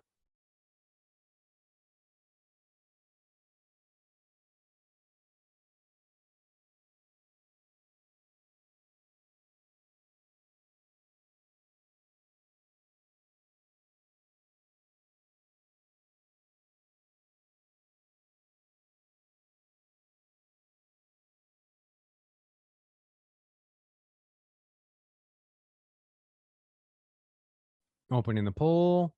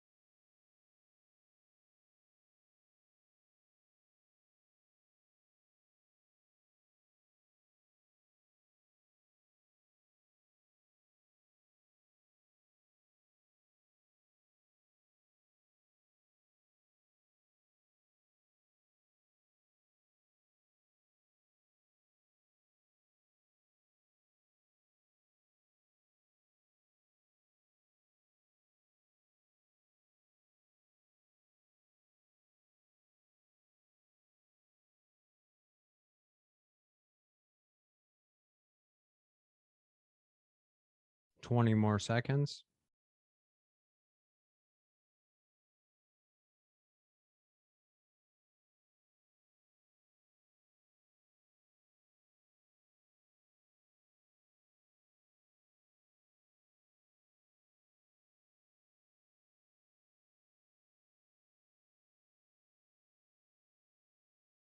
Shutting down the poll. The majority think it is D.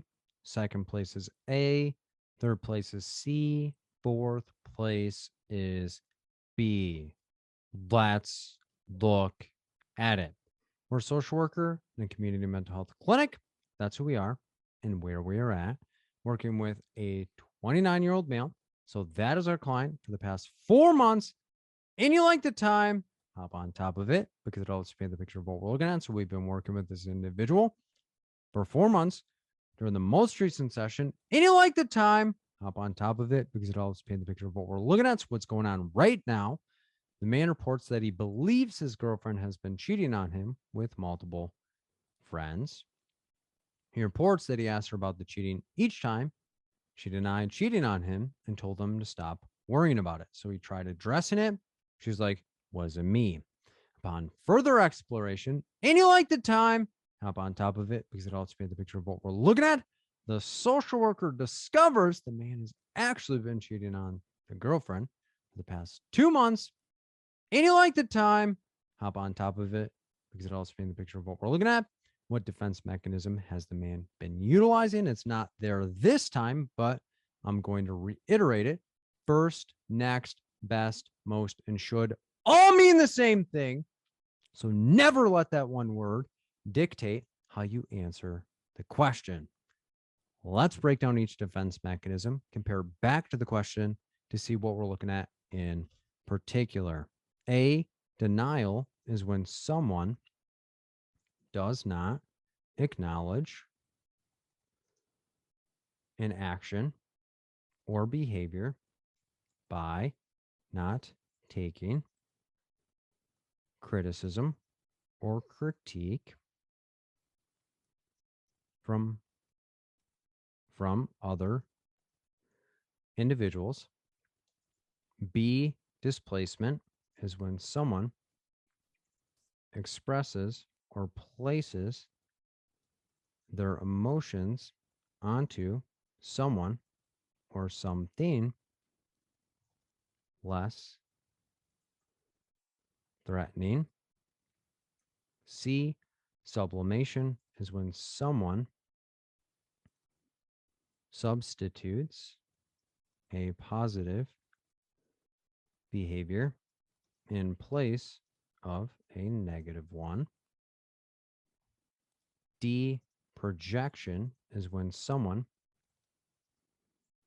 puts their emotions, thoughts, and or behaviors onto someone else.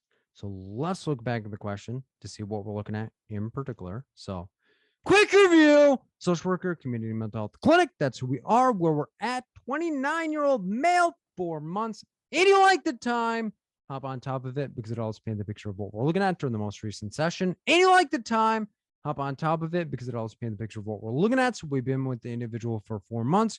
There's a rapport and a working relationship. However, during the most recent session, what's going on right now, a new presenting issue, the man reports that he believes his girlfriend has been cheating on him with multiple friends. He reports he asked her about the cheating. She denied it wasn't me, told him to stop worrying upon further exploration. And you like the time, hop on top of it because it also paints the picture of what we're looking at. So after we gathered a little bit more information about the situation, social worker discovers, like a scientist, the man has actually been cheating on the girlfriend, that lion snake, for the past 2 months. And you like the time, hop on top of it because it also paints the picture of what we're looking at. So he's been lying for the past 2 months, half the time he's been in treatment. So keep all that in mind as we go through each answer choice. So right off the bat, we're going to rule out C. Why? Because cheating is never, ever, ever, ever, ever, ever, ever, ever, ever, ever a positive behavior in any way, shape, or form. So we will never say sublimation for cheating. In addition to that, if it stated that they used to cheat, now they are doing a different behavior, we'd be looking at sublimation, because sublimation is focused on one action being replaced by a more positive one. We're also going to rule out B because nowhere in the question does it state that they have an emotion that they're pointing on someone or something less threatening. There are no emotions that are being cited within this situation. All they have said is that they believe that their girlfriend has been cheating. She denied it. Stop worrying. And then he was the one that was cheating on the girlfriend. Now we're in between A, denial, where somebody outright denies something to be true, or D, projection. Somebody has a projector on their chest and they're telling a story through someone else. Let's look back at the question to make sure we're not making a mistake. Community mental health clinic, 29-year-old male, 4 months. He believes his girlfriend is cheating on him, multiple friends. He reports he asked her about the cheating. Each time she denied cheating on him, told him to stop worrying. So he's like, I brought it to her front door like she ordered it. She's denying it. And she told me to stop worrying. However, then we discovered the social worker is a scientist and identified the man has actually been cheating on the girlfriend. So that opens our eyes that the man has been cheating on his girlfriend. However, he is accusing her of the cheating behavior. So therefore, we're going to rule out A because initially he was denying that something actually was happening. However, We do not have a crystal ball, so we can't see who the person was cheating. So therefore, denial was what he was kind of doing at the beginning. Wasn't me. I'm going to go to her. She's denying it, but I'm still going to keep laying it on her, but I'm not willing to acknowledge the behavior is mine. I'm saying that it is actually hers. So the correct answer here is D, projection, because if you think of him, he has a projector on his chest, aka the cheating behavior, bad moves, bad vibes, and he's putting it onto his girlfriend when it is his story, not her story and her behaviors that are being highlighted. So A is going to be incorrect because he's not outright denying something and being like, wasn't me. B is incorrect because there are no emotions cited in the question. So he's not placing an emotion onto somebody or something less threatening. There's no power dynamic here. And C is incorrect because cheating is never, ever, ever, ever, ever, ever, ever a positive behavior in any way, shape, or form. So the correct answer here is D, because he has been cheating on his girlfriend and he stated that she was cheating on him. She denied it and was like, stop worrying. I'm loyal, when he was not being loyal within the situation. So the correct answer here is D, projection. So that's how we look at that question in particular. Question 5. A social worker at a private clinic has been working with a 26-year-old female who engages in services due to conflicts at work with her colleagues. The woman reports feeling inferior at work and that she's been coping by visiting her parents' home more to receive comfort from them. What is the most likely reason for the woman's current behavior? A, repression. B, regression. C, acting out. D, sublimation. And when you have your answer, type the word pass in the chat.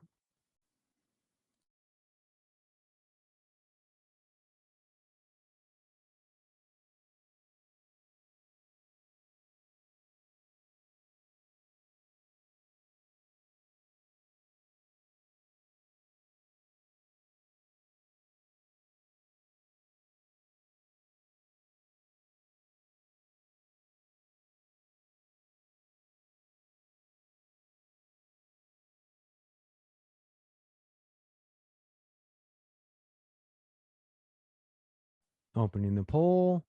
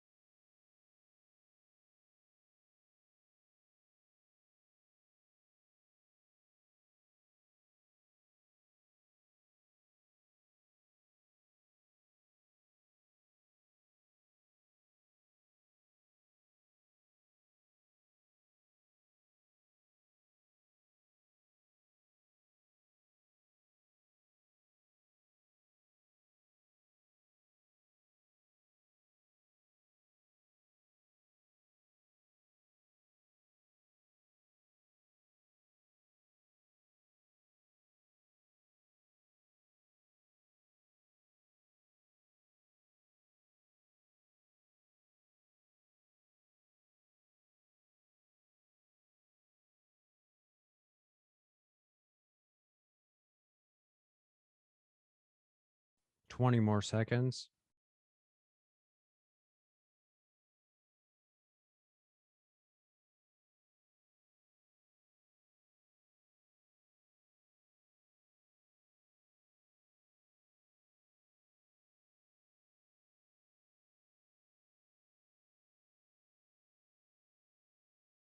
Shutting down the poll. The majority think it is B. Second place is A. Third place is C and D. Let's look at it. We're a social worker in a private clinic. That's who we are and where we are at. Working with a 26-year-old female. So that is our client who engages in services due to conflicts at work with her colleagues. So that's what brought her in. This is her first time meeting with a 26-year-old female. The one reports feeling inferior at work and that she has been coping by visiting her parents' home more to receive comfort from them.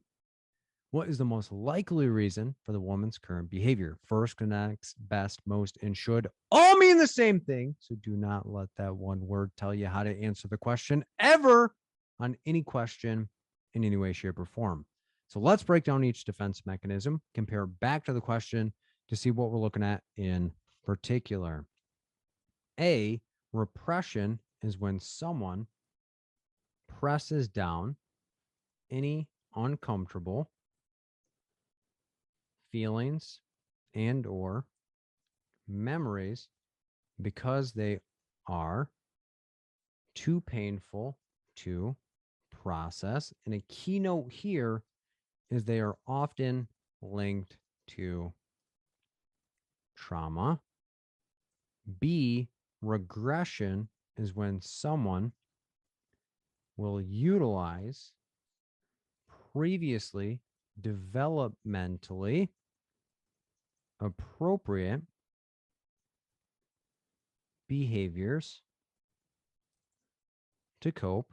C, acting out is when someone avoids acknowledging their emotions by coping through actions. D, sublimation is when someone substitutes a positive behavior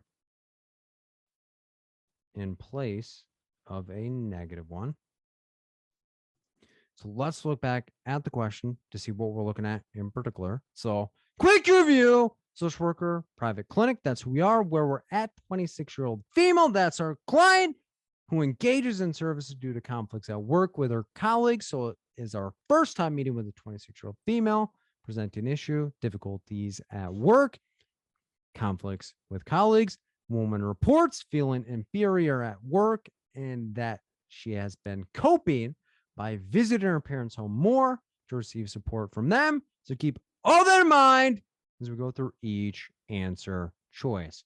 So right off the bat, we're going to rule out A, why repression, key emphasis on press, is where somebody's mind is going to press down uncomfortable feelings and or memories that are too painful to acknowledge. However, our client states it's due to conflicts at work and what they're currently experiencing in their situation, as well as they're acknowledging that they're experiencing this in some way, shape, or form. They're stating, I'm feeling inferior at work based on the conflicts that I'm having with my coworkers. Repression is that they would be having conflicts at work with their colleagues and have no idea why they find it difficult to collaborate with other individuals. We're also going to rule out C, why acting out is where somebody is going to put their emotions into actions without ever acknowledging what they're experiencing or what they're feeling. However, the woman identifies that she is feeling inferior at work. So she's grabbing onto her feelings of, I'm feeling inferior based on the conflicts with my colleagues, why I'm in this job. So she's not avoiding her emotions and just putting forth action and putting her head down and getting her work done without ever making a connection with her coworkers. Now we're in between B, regression, where key emphasis on regress, where somebody is going to go back to, or G equals going back to a previously developmentally appropriate behavior from the past. D, sublimation, key emphasis on sub. This is where somebody is going to substitute a positive behavior and replace a negative behavior within the situation.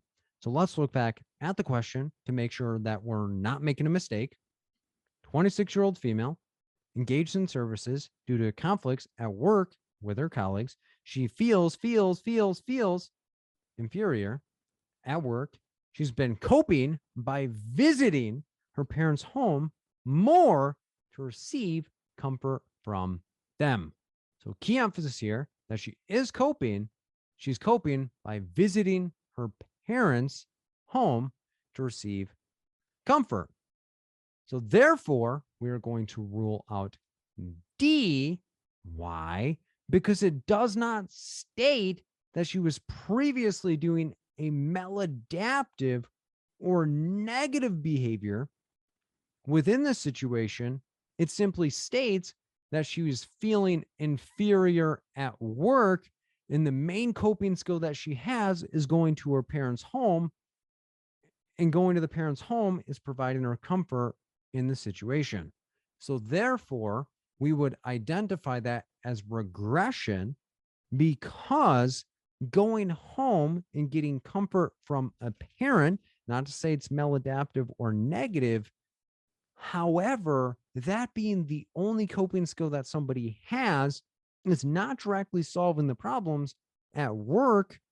In the absence of the parent, they're not able to solve the problem on their own, aka regression. So A is incorrect because their mind is not pressing uncomfortable memories and or feelings out of their consciousness.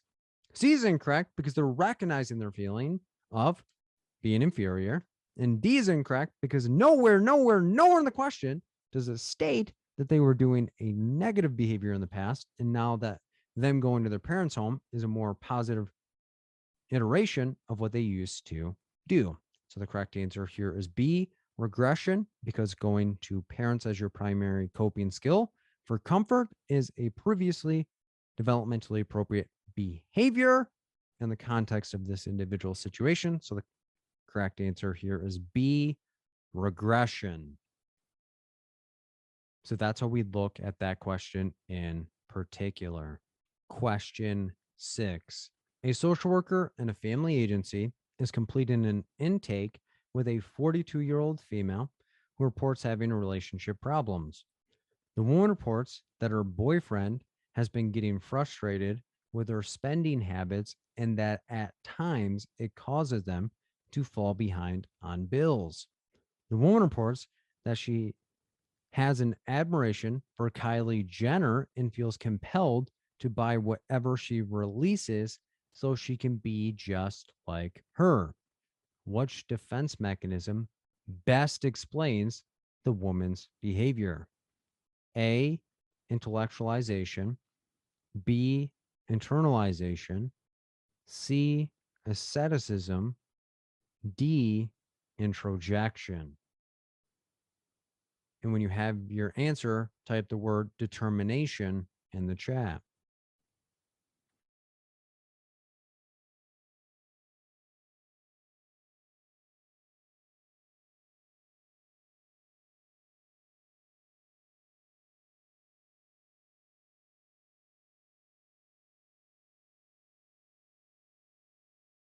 Opening the poll.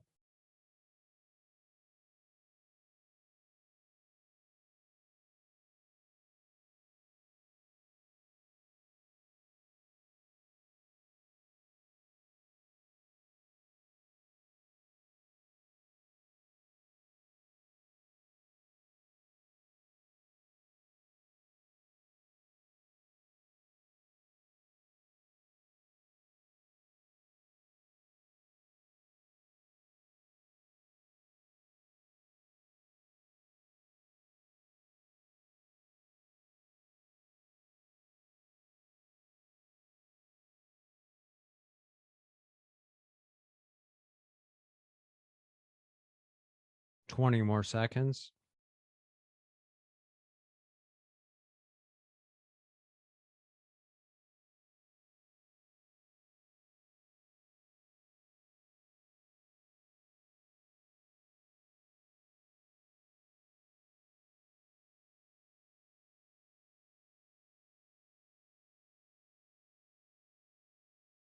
Shutting down the poll. The majority think it is D. Second place is B. Third place is C. Fourth place is A. Let's look at it. We're a social worker and a family agency. That's who we are and where we are at. Completing an intake any length of time, hop on top of it because it also paints the picture of what we're looking at. So it's our first time meeting with a 42-year-old female.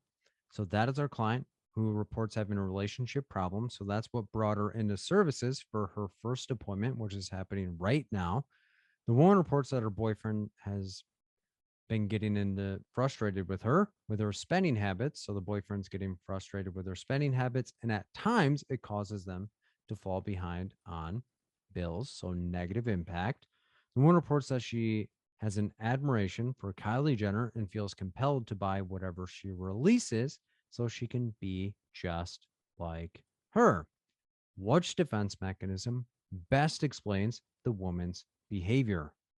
First, next, best, most, and should all mean the same thing.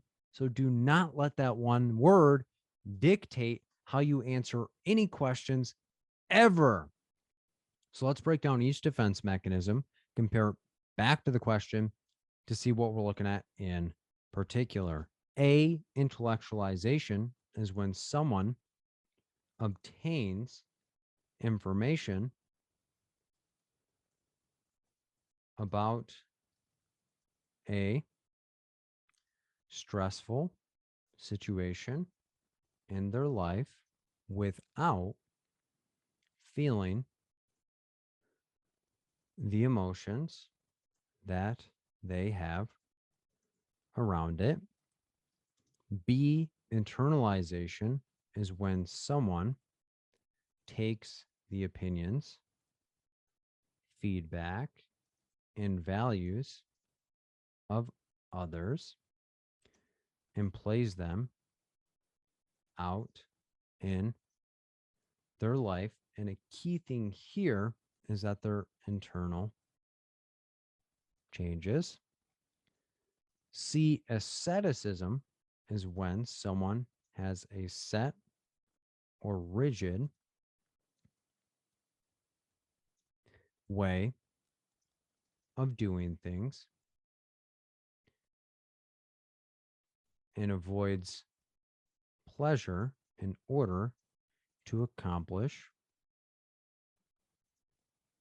a particular goal. D, introjection is when someone hears an idea from someone that they look up to and attempts to be just like them by introducing or injecting the activity into their situation. So let's look back at the question to see what we're looking at in particular. So quick review: social worker, family agency, that's who we are, where we're at, completing an intake any length of time. Hop on top of it because it also paints the picture of what we're looking at. So it's our first time meeting with a 42-year-old female, reports having relationship problems. So that's what brought her in. The woman reports that her boyfriend has been getting frustrated with their spending habits and that at times it causes them to fall behind on bills, overspending, and not having necessities met. The woman reports that she has an admiration for Kylie Jenner and feels compelled to buy whatever she releases so she can be just like her. So keep all that in mind as we go through each answer choice. So right off the bat, we're going to rule out A because nowhere is it stating that this 42-year-old female is gathering information about any stressful situations and avoiding feelings of emotions in any way, shape, or form. Because the behavior is that her boyfriend's getting frustrated. She's spending money that they potentially do not have. They're falling behind on bills. And she's like, Kylie Jenner is my role model. Whatever she releases, I'm buying because I want to be connected to her in some way, shape, or form. Intellectualization would be identifying information related to relationship dynamics or identifying ways to reduce spending. However, in this situation, she's ready to cash out Kylie Jenner based on the fact that she wants to feel connected based on buying the things that she releases. We're also going to rule out C, why? Because what's going on in this situation is the total opposite of asceticism. Because asceticism is where somebody has a set way of doing things and avoids pleasure in order to accomplish a particular goal. In this situation, she's like, you know what? I'm spending whatever money that I want to, even if it's going to put us behind on bills, because I want to be just like Kylie Jenner. Asceticism would be, regardless of what this person releases, I'm trying to accomplish my financial goals in some way, shape, or form. So A is incorrect because, again, intellectualization. She's not obtaining information to become an intellect. Asceticism is incorrect because she doesn't have a set way of doing things, and she's not avoiding pleasure to accomplish a particular goal. She's experiencing as much pleasure as she wants to, and at the expense of their bills. Now we're in between B, internalization, where somebody's internal processing is influenced based on the feedback, values, and or opinions of a significant individual in their life, a parent and or caregiver. D, introjection, is where somebody is introduced or injected with something new and they are absorbing as much as they possibly can related to that behavior to feel connected to that community or individual. So let's look back at the question to make sure that we're not making a mistake. First time meeting, 42-year-old female, relationship problems. She reports her boyfriend has been getting frustrated with her spending habits, and at times it's causing them to fall behind on bills. There's a negative impact on their financial situation. The purpose is because she states that she has an admiration for Kylie Jenner. So that is the motivation, an admiration for Kylie Jenner, and feels compelled to buy whatever she releases, not just to have it, but so she can be just like Kylie Jenner. Therefore, we're going to rule out B because nowhere in the question does it state that Kylie Jenner's releases are changing this individual's internal processes. However, she's being introduced to what something that somebody is providing to her. She continually is injecting that into her life, aka buying whatever she releases in order to feel connected to that individual in some way, shape, or form. So the correct answer here is going to be D, introjection.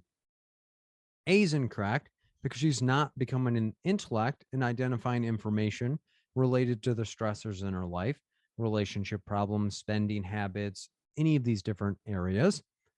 B, internalization is incorrect because their internal processing is not changed or influenced by anything in this situation. And C is incorrect because it's the total opposite of asceticism, because asceticism is delaying pleasure in order to accomplish a particular goal. She's having all the pleasures in her life at the expense of any rigidity in the situation. So she's experiencing all pleasure at the expense of the relationship. So the correct answer here is D, introjection, because she was introduced to Kylie Jenner and she is continually introducing the things that she releases or injecting the things that she is releasing in order to strengthen the relationship she has to feel connected to Kylie Jenner in some way, shape, or form. So the correct answer here is introjection. So that's how we'd look at that question in particular. Question 7. A social worker in a family agency is meeting with a 50-year-old male who reports having feelings of depression. The man reports that his wife divorced him 3 months ago and that he has not felt right since. The man reports that no one outside of his family knows about the divorce because he's been more productive at work. The man reports that without work, he would feel entirely useless. Which defense mechanism best explains the man's reaction to the divorce? A, asceticism, B, compensation, C, sublimation, D, suppression. And when you have your answer, type one thing that you're looking forward to next week.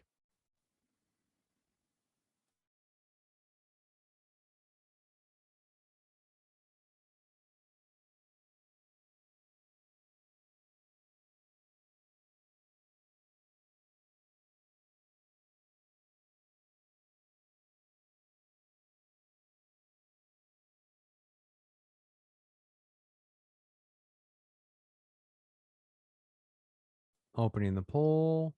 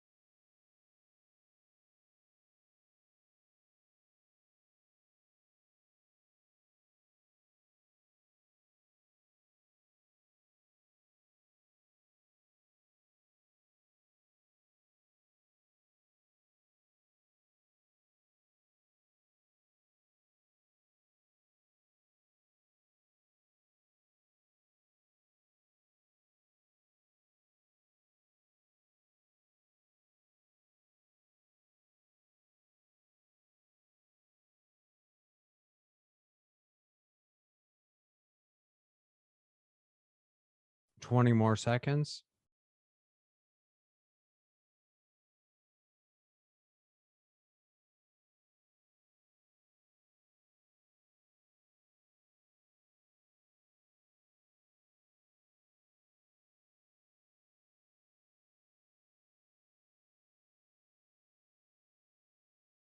Shutting down the poll. The majority think it is B. Second place is D.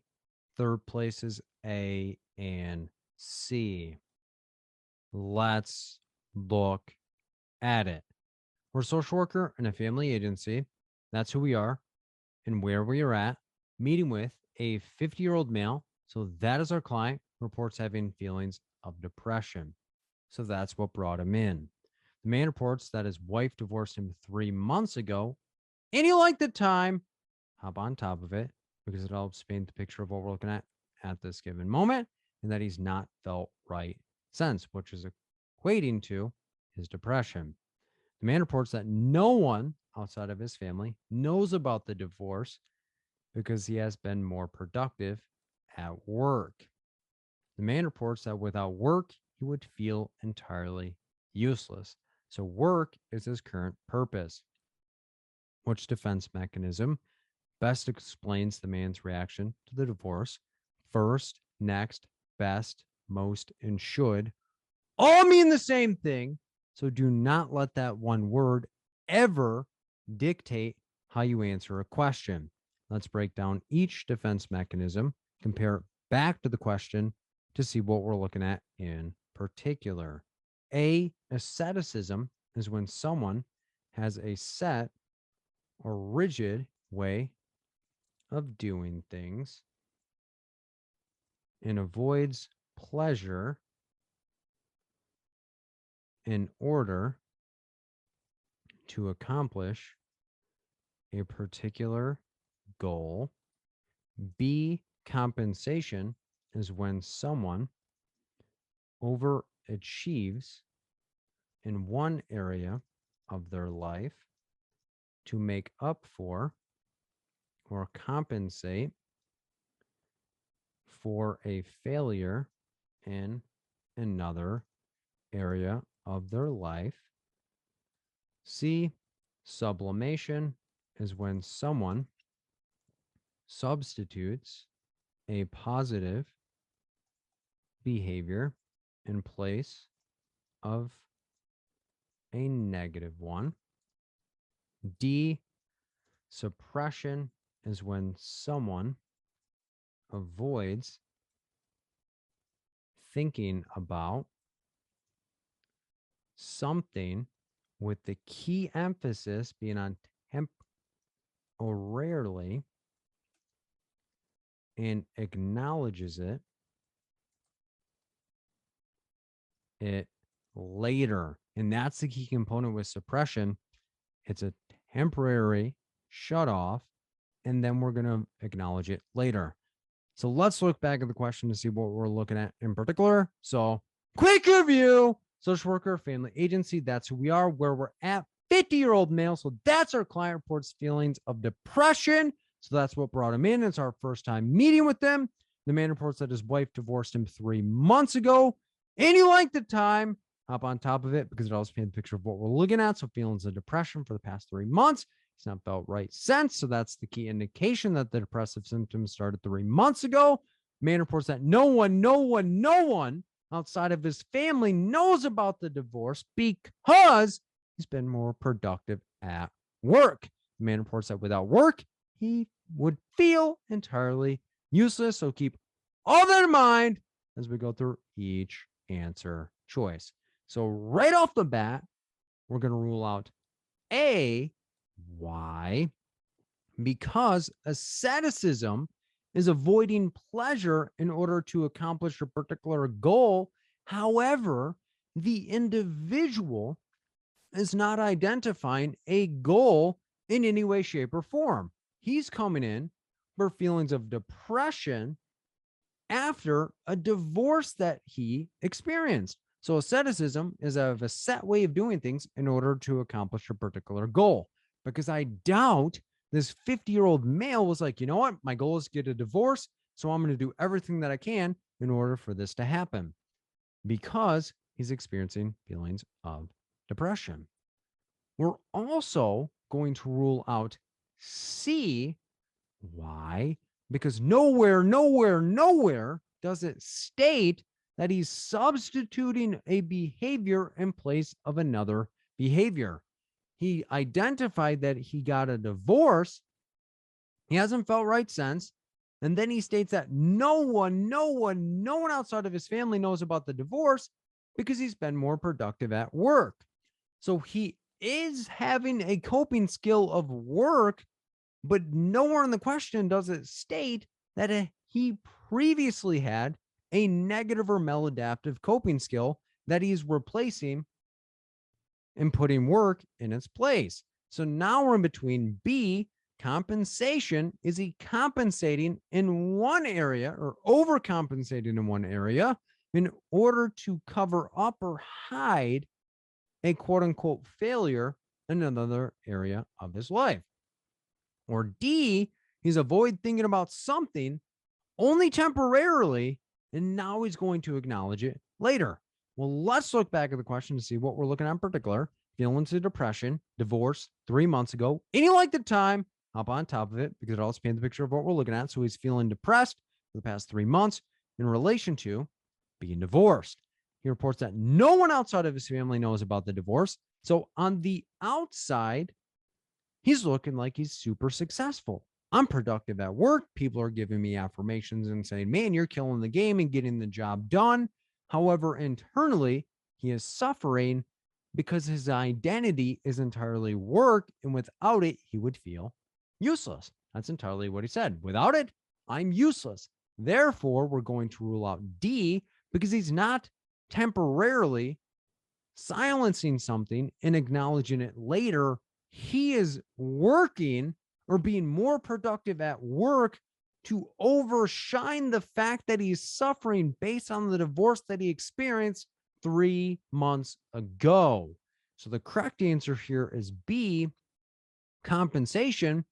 A is incorrect, asceticism, because he doesn't have a set way of doing things for a short period of time in order to accomplish a particular goal. He's just goal driven at the job in order to avoid thinking about the divorce that he had 3 months ago. C is incorrect because it does not state that he had a maladaptive or negative behavior that he is putting work in place of. And D is incorrect because he's not silencing it temporarily. He is trying to silence it to the outside world for the entirety of the duration of his life, because he stated no one outside of his family knows about the divorce because he's been more productive at work. If his work starts sliding, then people start questioning, being like, man, this person's not as upbeat or not hitting the numbers that we're supposed to with the divorce situation. So the correct answer here is B, because he's overcompensating at work for a perceived quote unquote failure with his relationship or divorce. So the correct answer here is B, compensation. So that's how we look at that question in particular. Question 8. An emergency department social worker is completing an intake assessment with a 30-year-old female after a recent episode of self harm. The social worker gathers information regarding the woman's self harm, and the woman denies any motivation to die or any thoughts to kill herself. The woman reports that she started cutting herself after she heard two of her favorite musical artists were doing the behavior. The woman reports that she feels like if she does what they do, that she will be able to have the same success that they do. What defense mechanism best explains the woman's behavior? A, sublimation, B, projection, C, introjection, D, identification. And when you have your answer, type one positive thing about yourself in the chat.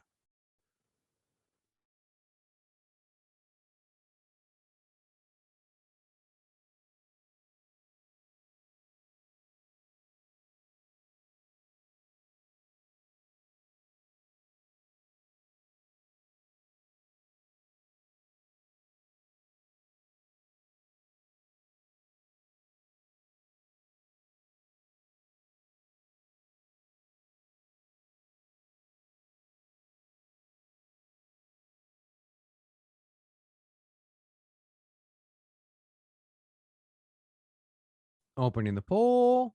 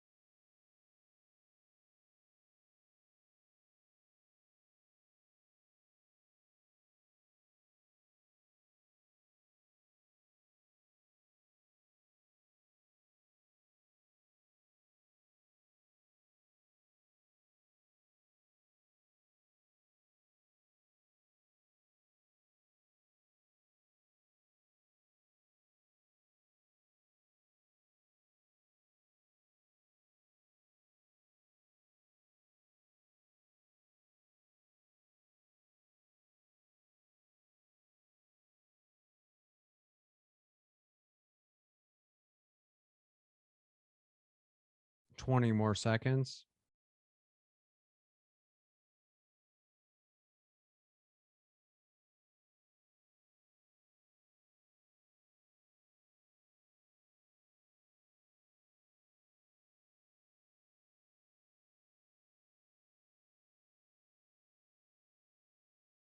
Shutting down the poll.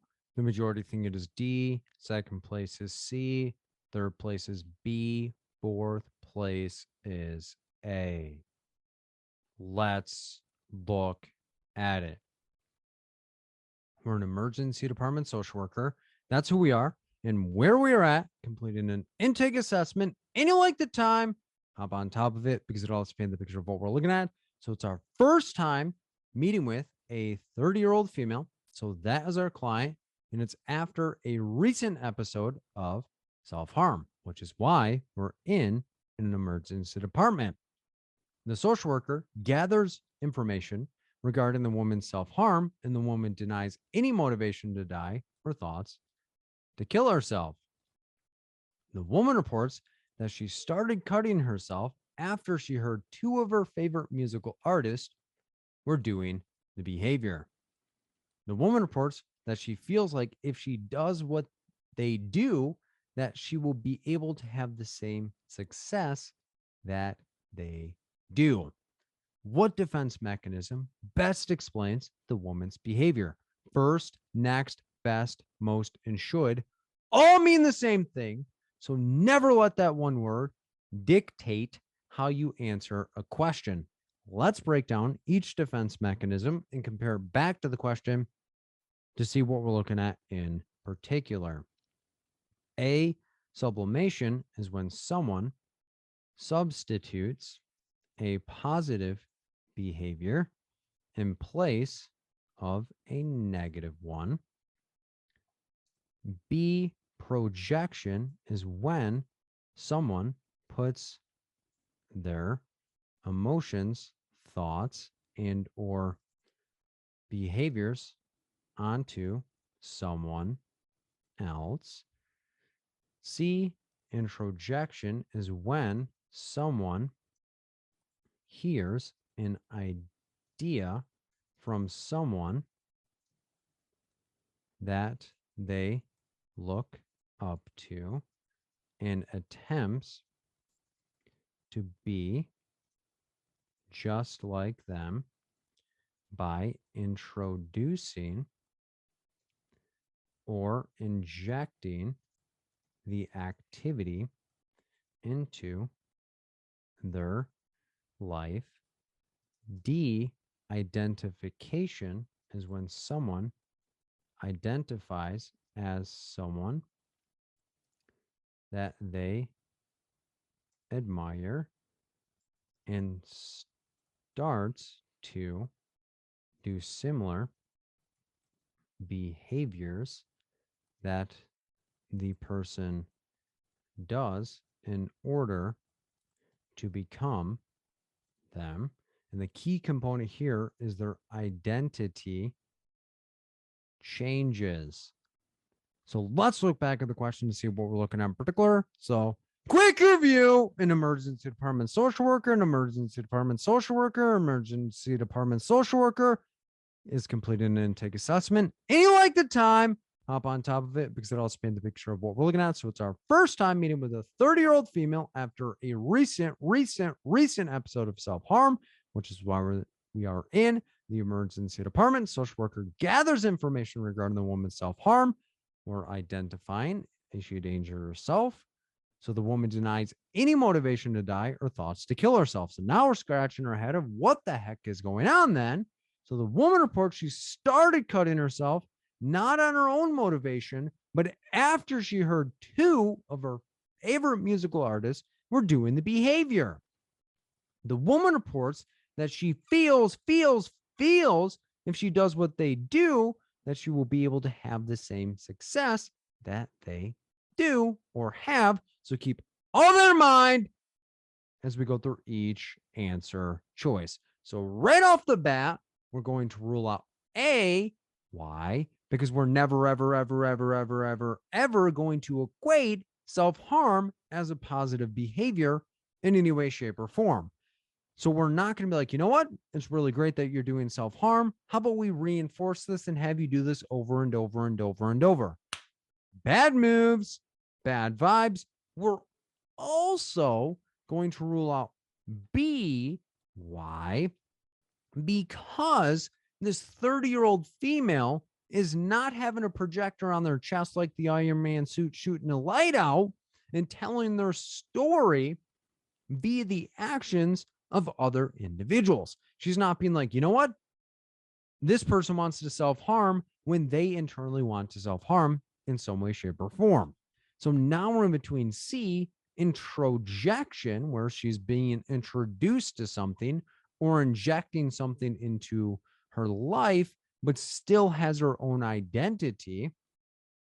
D, identification, is where they're starting to identify as that individual and their identity as shifted within this situation. So let's look back at the question to make sure we're not making a mistake. So it's after a recent episode of self-harm. So this is something relatively recent because that's why we're in an emergency department, because an emergency department is assess, stabilize, and discharge as fast as we possibly can. The woman reports that the self-harm is not under the motivation of wanting to die or does not experience any thoughts to kill herself. So the self harm behavior is disconnected from wanting to die, or she does not experience thoughts to kill herself. So the woman reports she started cutting herself after she heard two of her favorite musical artists were doing the behavior. So this isn't something she randomly thought about and was like, you know what? I think I'm going to start self-harming because I want to feel, or this is the way that I'm going to start coping with my emotions in some way, shape, or form. So the behavior is 100% influenced by the two musical artists. And if the question stopped here, we're likely looking at introjection. However, we need to buckle up our seat and finish the question. The woman reports that she feels like if she does what they do, that she will be able to have the same success that they do.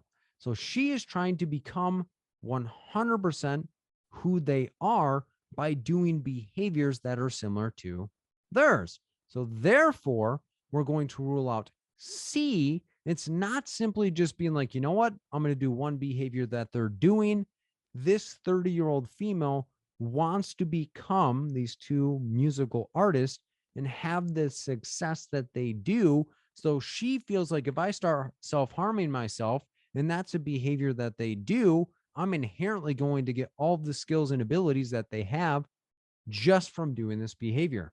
So the correct answer here is D, because the purpose of why she's doing what she's doing is to become the two musical artists that she looks up to. So A is going to be incorrect because self-harm is never, ever, ever, ever, ever, ever a positive behavior. B is incorrect because she does not have a projector on her chest and putting her emotions, thoughts, and or behaviors, or putting her self-harm behavior onto other individuals and being like, man, you probably want to self-harm right now, when internally that she wants to self-harm in this situation. C is incorrect because it's not a behavior that she's just being introduced to or just injecting in her life, but having her own identity. D is correct because she's doing the behavior in order to become that significant individual, aka the two musical artists. It'd be different if she's like, man, I just want to feel connected to them in some way, shape, or form. She's like, I want the success that they have. So the correct answer here is D, identification. So that's how we look at that question in particular. Question 9. A social worker in an outpatient clinic has been utilizing DBT, dialectical behavioral therapy, with a 22-year-old female to help her improve her mental health for the past 5 months. The woman reports struggling with maintaining a relationship and how no matter how much effort she puts in, it fails. The woman reports that her last relationship ended when she slit her boyfriend's tires when she thought he was cheating on her. The woman reports finding it difficult to communicate her needs. Which defense mechanism best explains the woman's reaction? A, projection, B, sublimation, C, reaction formation, D, displacement. And when you have your answer, type one thing that you're blessed to have in your life right now.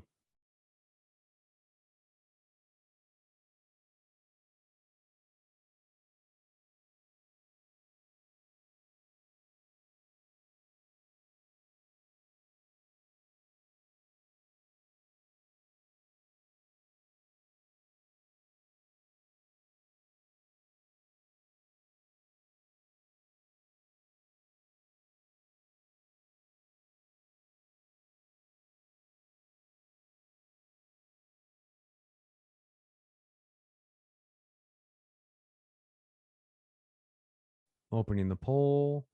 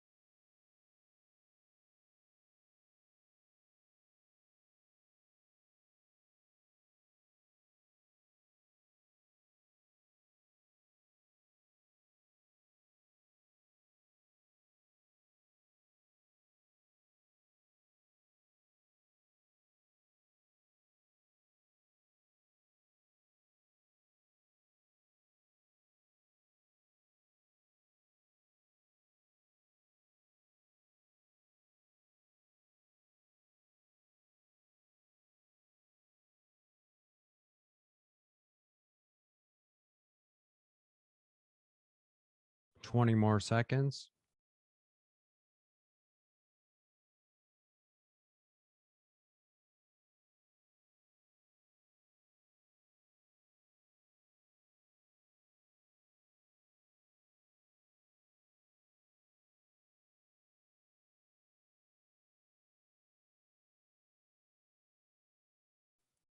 Shutting down the poll. The majority think it is D. Second place is A. Third place is C. Fourth place is B. Let's look at it. We're a social worker in an outpatient clinic, so that's who we are and where we are at. We've been utilizing DBT, dialectical behavioral therapy, helpful for those that have borderline personality disorder, with a 22-year-old female. So that's our client. Purpose to help improve her mental health for the past 5 months.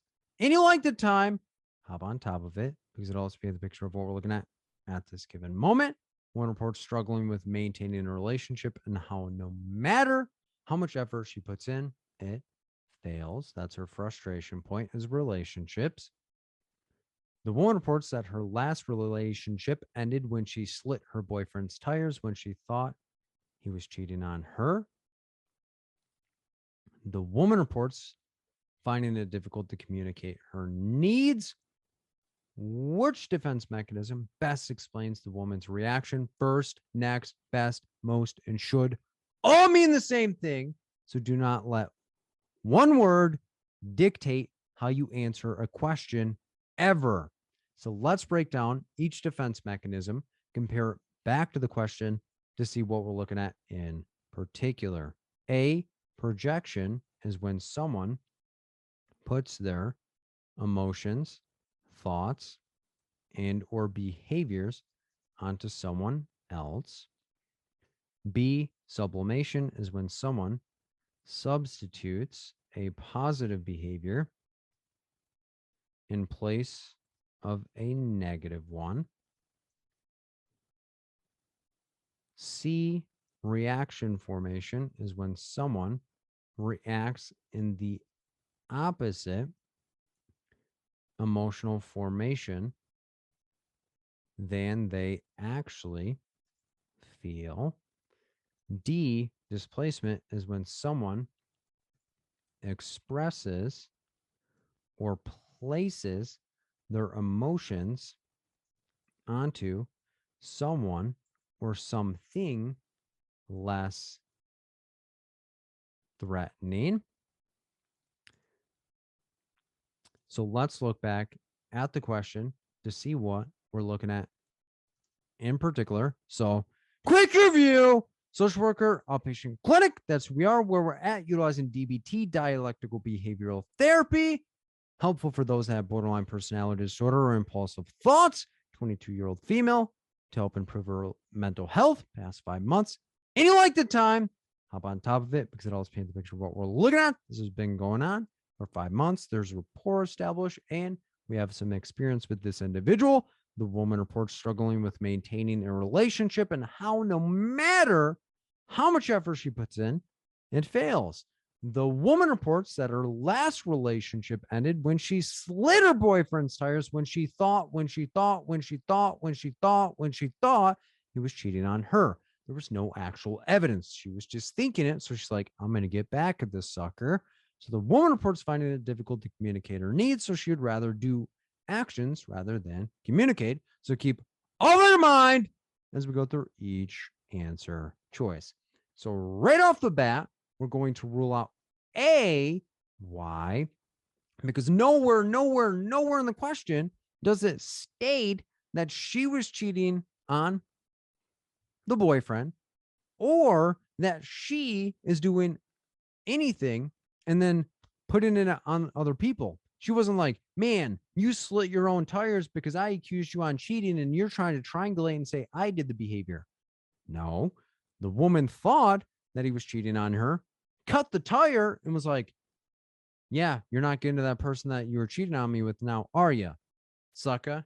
So projection, again, somebody has a projector on their chest and they're putting their experience or thoughts or behaviors onto someone else in order to tell the story that they are experiencing. We're also going to rule out B, because never, ever, ever, ever, ever, ever is somebody damaging somebody else's property a positive behavior in any way, shape, or form. We're not going to be like, man, such a great job that you slit his tires. You really showed him. He should not have been cheating on you because, again, she only thought he was cheating, not that there was actual evidence. So she preemptively was like, you know what? Screw your tires. I'm about to pop these suckers and you ain't going nowhere. Sublimation would be like, you know what, Phil? I used to slit people's tires and now I'm finding myself doing more art, or I'm finding myself getting into boxing or kickboxing, or I'm finding myself actually communicating my needs in order to get them met. So I'm substituting violence and I'm putting positive communication or behavior in order to avoid causing harm to people in the future. So now we're in between C, reaction formation, where she reacts to a situation or acts out the opposite emotion than she's actually feeling, or displacement, she's coming in like a wrecking ball and placing her emotions wherever they land without the thought of the ramifications of the consequences. So let's look back at the question to make sure we're not making a mistake. Outpatient clinic, DBT, 22-year-old female. We've been doing the dang thing for 5 months. She's struggling with maintaining a relationship. She's putting in a lot of effort. It's still failing. She stated in her last relationship, it ended when she slit her boyfriend's tires when she thought he was cheating on her. She's like, you know what? I kind of really suck at communicating my needs. So I'd rather do things in order to tell people how I'm feeling. So in between reaction formation and displacement, we're going to take out reaction formation because we can imagine if somebody is being cheated on, they're not throwing a party and being like, woo, I'm so glad that person cheated on me. No, it's likely some frustration or anger. And she grabbed something and popped this cat's tire and was like, gotcha. I found out your behavior within this situation. So displacement, she came in like a wrecking ball and destroyed this individual's tire. So it's not reaction formation because she's not excited and being like, you know what? I'm projecting this as anger and I'm popping those tires. See you later. So the correct answer here is D, displacement, because she placed the frustration on whatever object she utilized to slice the tires rather than communicating her feelings to this boyfriend. So A is incorrect because, again, projection, she has a projector on her chest and she's putting her behaviors onto somebody else in order to tell the story. She's like, man, I can't believe you slit my tires. So that's why I slit your tires. B is incorrect because violence or damaging property is never good moves, good vibes. It's bad moves, bad vibes. And C is incorrect because she's not acting out the opposite emotion than she's actually experiencing. She's angry, she's expressing anger, and that's how it is going within this situation. So the correct answer here is D, displacement. So that's how we look at that question in particular. Question 10. A social worker in a private practice is completing an intake assessment with a 44-year-old male regarding a recent embezzlement charge. The man reports that he has been under a lot of pressure. No, let me start over. All right. Question 10. A social worker in a private practice is completing an intake assessment with a 44-year-old male regarding a recent embezzlement charge. The man reports that he's been under a lot of stress and that being fired from his job has negatively impacted his quality of life. The man reports that he does not understand why he's being charged with embezzlement since his coworker was the person who stole the money. The man reports that his lawyer showed him a video of him signing a fraudulent check, but he does not remember ever doing it? What defense mechanism best explains the man's situation? A, suppression. B, repression. C, denial. D, rationalization. And when you have your answer, type one thing that you learned from the session tonight.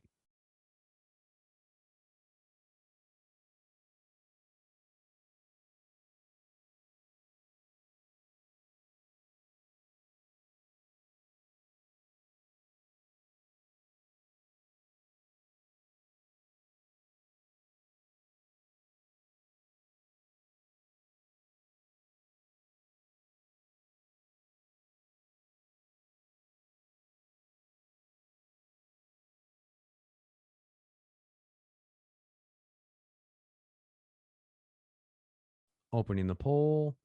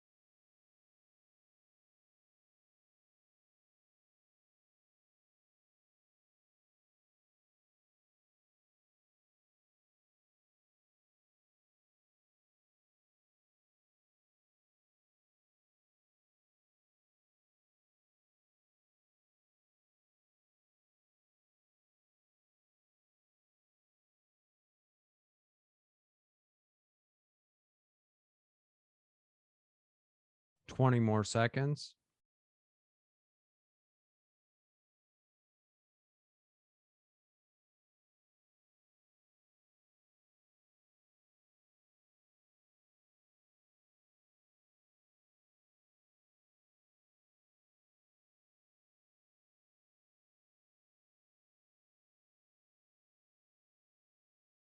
Shutting down the poll. The majority think it is C. Second place is B. Third place is A. Fourth place is D. Let's look at it. We're a social worker in a private practice. That is who we are and where we are at. We're completing an intake assessment. And you like the time, hop on top of it because it also paints the picture of what we're looking at. So it's our first time meeting with a 44-year-old male. So that is our client regarding a recent embezzlement charge. They were stealing money from a company. Man reports that he's been under a lot of stress and being fired from his job has negatively impacted his quality of life. The man reports that he does not understand why he is being charged with embezzlement since his coworker was the person who stole the money, kind of shifting some blame. The man reports that his lawyer showed him a video of him signing a fraudulent check, but he does not ever remember doing it. What defense mechanism best explains the man's situation? First, next, best, most, and should all mean the same thing. So never let one word dictate how you need to answer the question. So let's break down each defense mechanism, compare it back to the question to see what we're looking at in particular.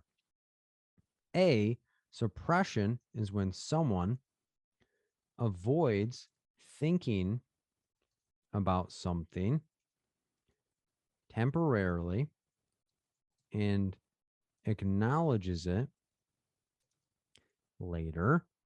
B, repression is when someone presses down any uncomfortable feelings and or memories because they are too painful to process. And the biggest thing that you want to always remember about repression is they are often linked to trauma. C, denial is when someone does not acknowledge an action or behavior by not taking criticism or critique from other individuals. D, rationalization is when someone explains an unacceptable behavior in a rational or logical manner. So they are making an excuse for their behavior in the situation. So let's look back at the question to make sure we are identifying what we're looking at in particular. So, quick review: social worker, private practice. That's who we are, where we're at, completing an intake assessment. Any length of time, hop on top of it because it also paints the picture of what we're looking at. First time meeting with a 44-year-old male. That's our client regarding a recent embezzlement charge. Theft from a company. The man reports he's been under a lot of stress and that being fired from his job has negatively impacted his quality of life. Yeah, sure, getting a felony will do that to you. The man reports that he does not understand. He does not understand. He does not understand why he's being charged with embezzlement since his coworker was the person who stole the money. The man reports that his lawyer showed him a video of him signing a fraudulent check. There's evidence. But he does not remember ever doing it. So keep all that in mind as we go through each answer choice. So right off the bat, we're going to rule out A. Why? Because suppression is where you silence something temporarily. However, you're going to acknowledge it later. Right now, he's stating, I'm not even sure why I'm being charged with this. My coworker was the cat that was stealing. However, they have footage of me signing a fraudulent check, and I have no idea who that cat is on that footage, but it looks just like me. So suppression would be like, all right, I'm going to temporarily forget about this, but later be like, you know what? I was the cat that signed that check. I was a part of this embezzlement. We're also going to rule out C. Why? Because denial is outright being like, wasn't me. I wasn't even there. I didn't even know there was an embezzlement. What's embezzlement? I have no clue what's going on. Because at the end of the day, this individual knew about the embezzlement. However, they're not aware of the role that they played within the situation. So now we are in between B, repression, where somebody's mind may have pressed out uncomfortable feelings and or memories because they are too painful to process, or D, rationalization, where somebody is going to provide a rationale or an excuse for why they did a behavior or why a behavior that they did was not that severe within the situation.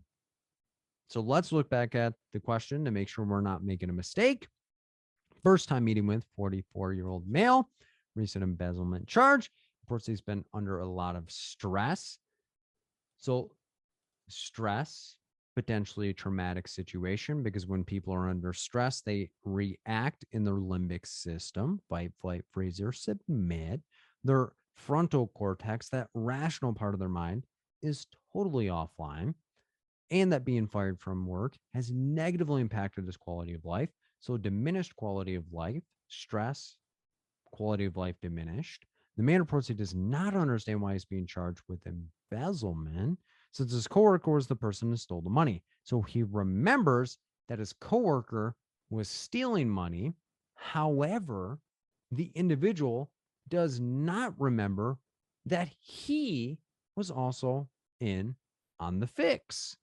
So for that reason, we're going to rule out in D because all of the components are pointing towards the fact that under great deals of stress, negative impact on somebody's life, AKA, this could be a traumatic event where somebody's mind may be offline and they're unable to recall details, not because they don't want to, but because their mind is saving them from a distressful situation.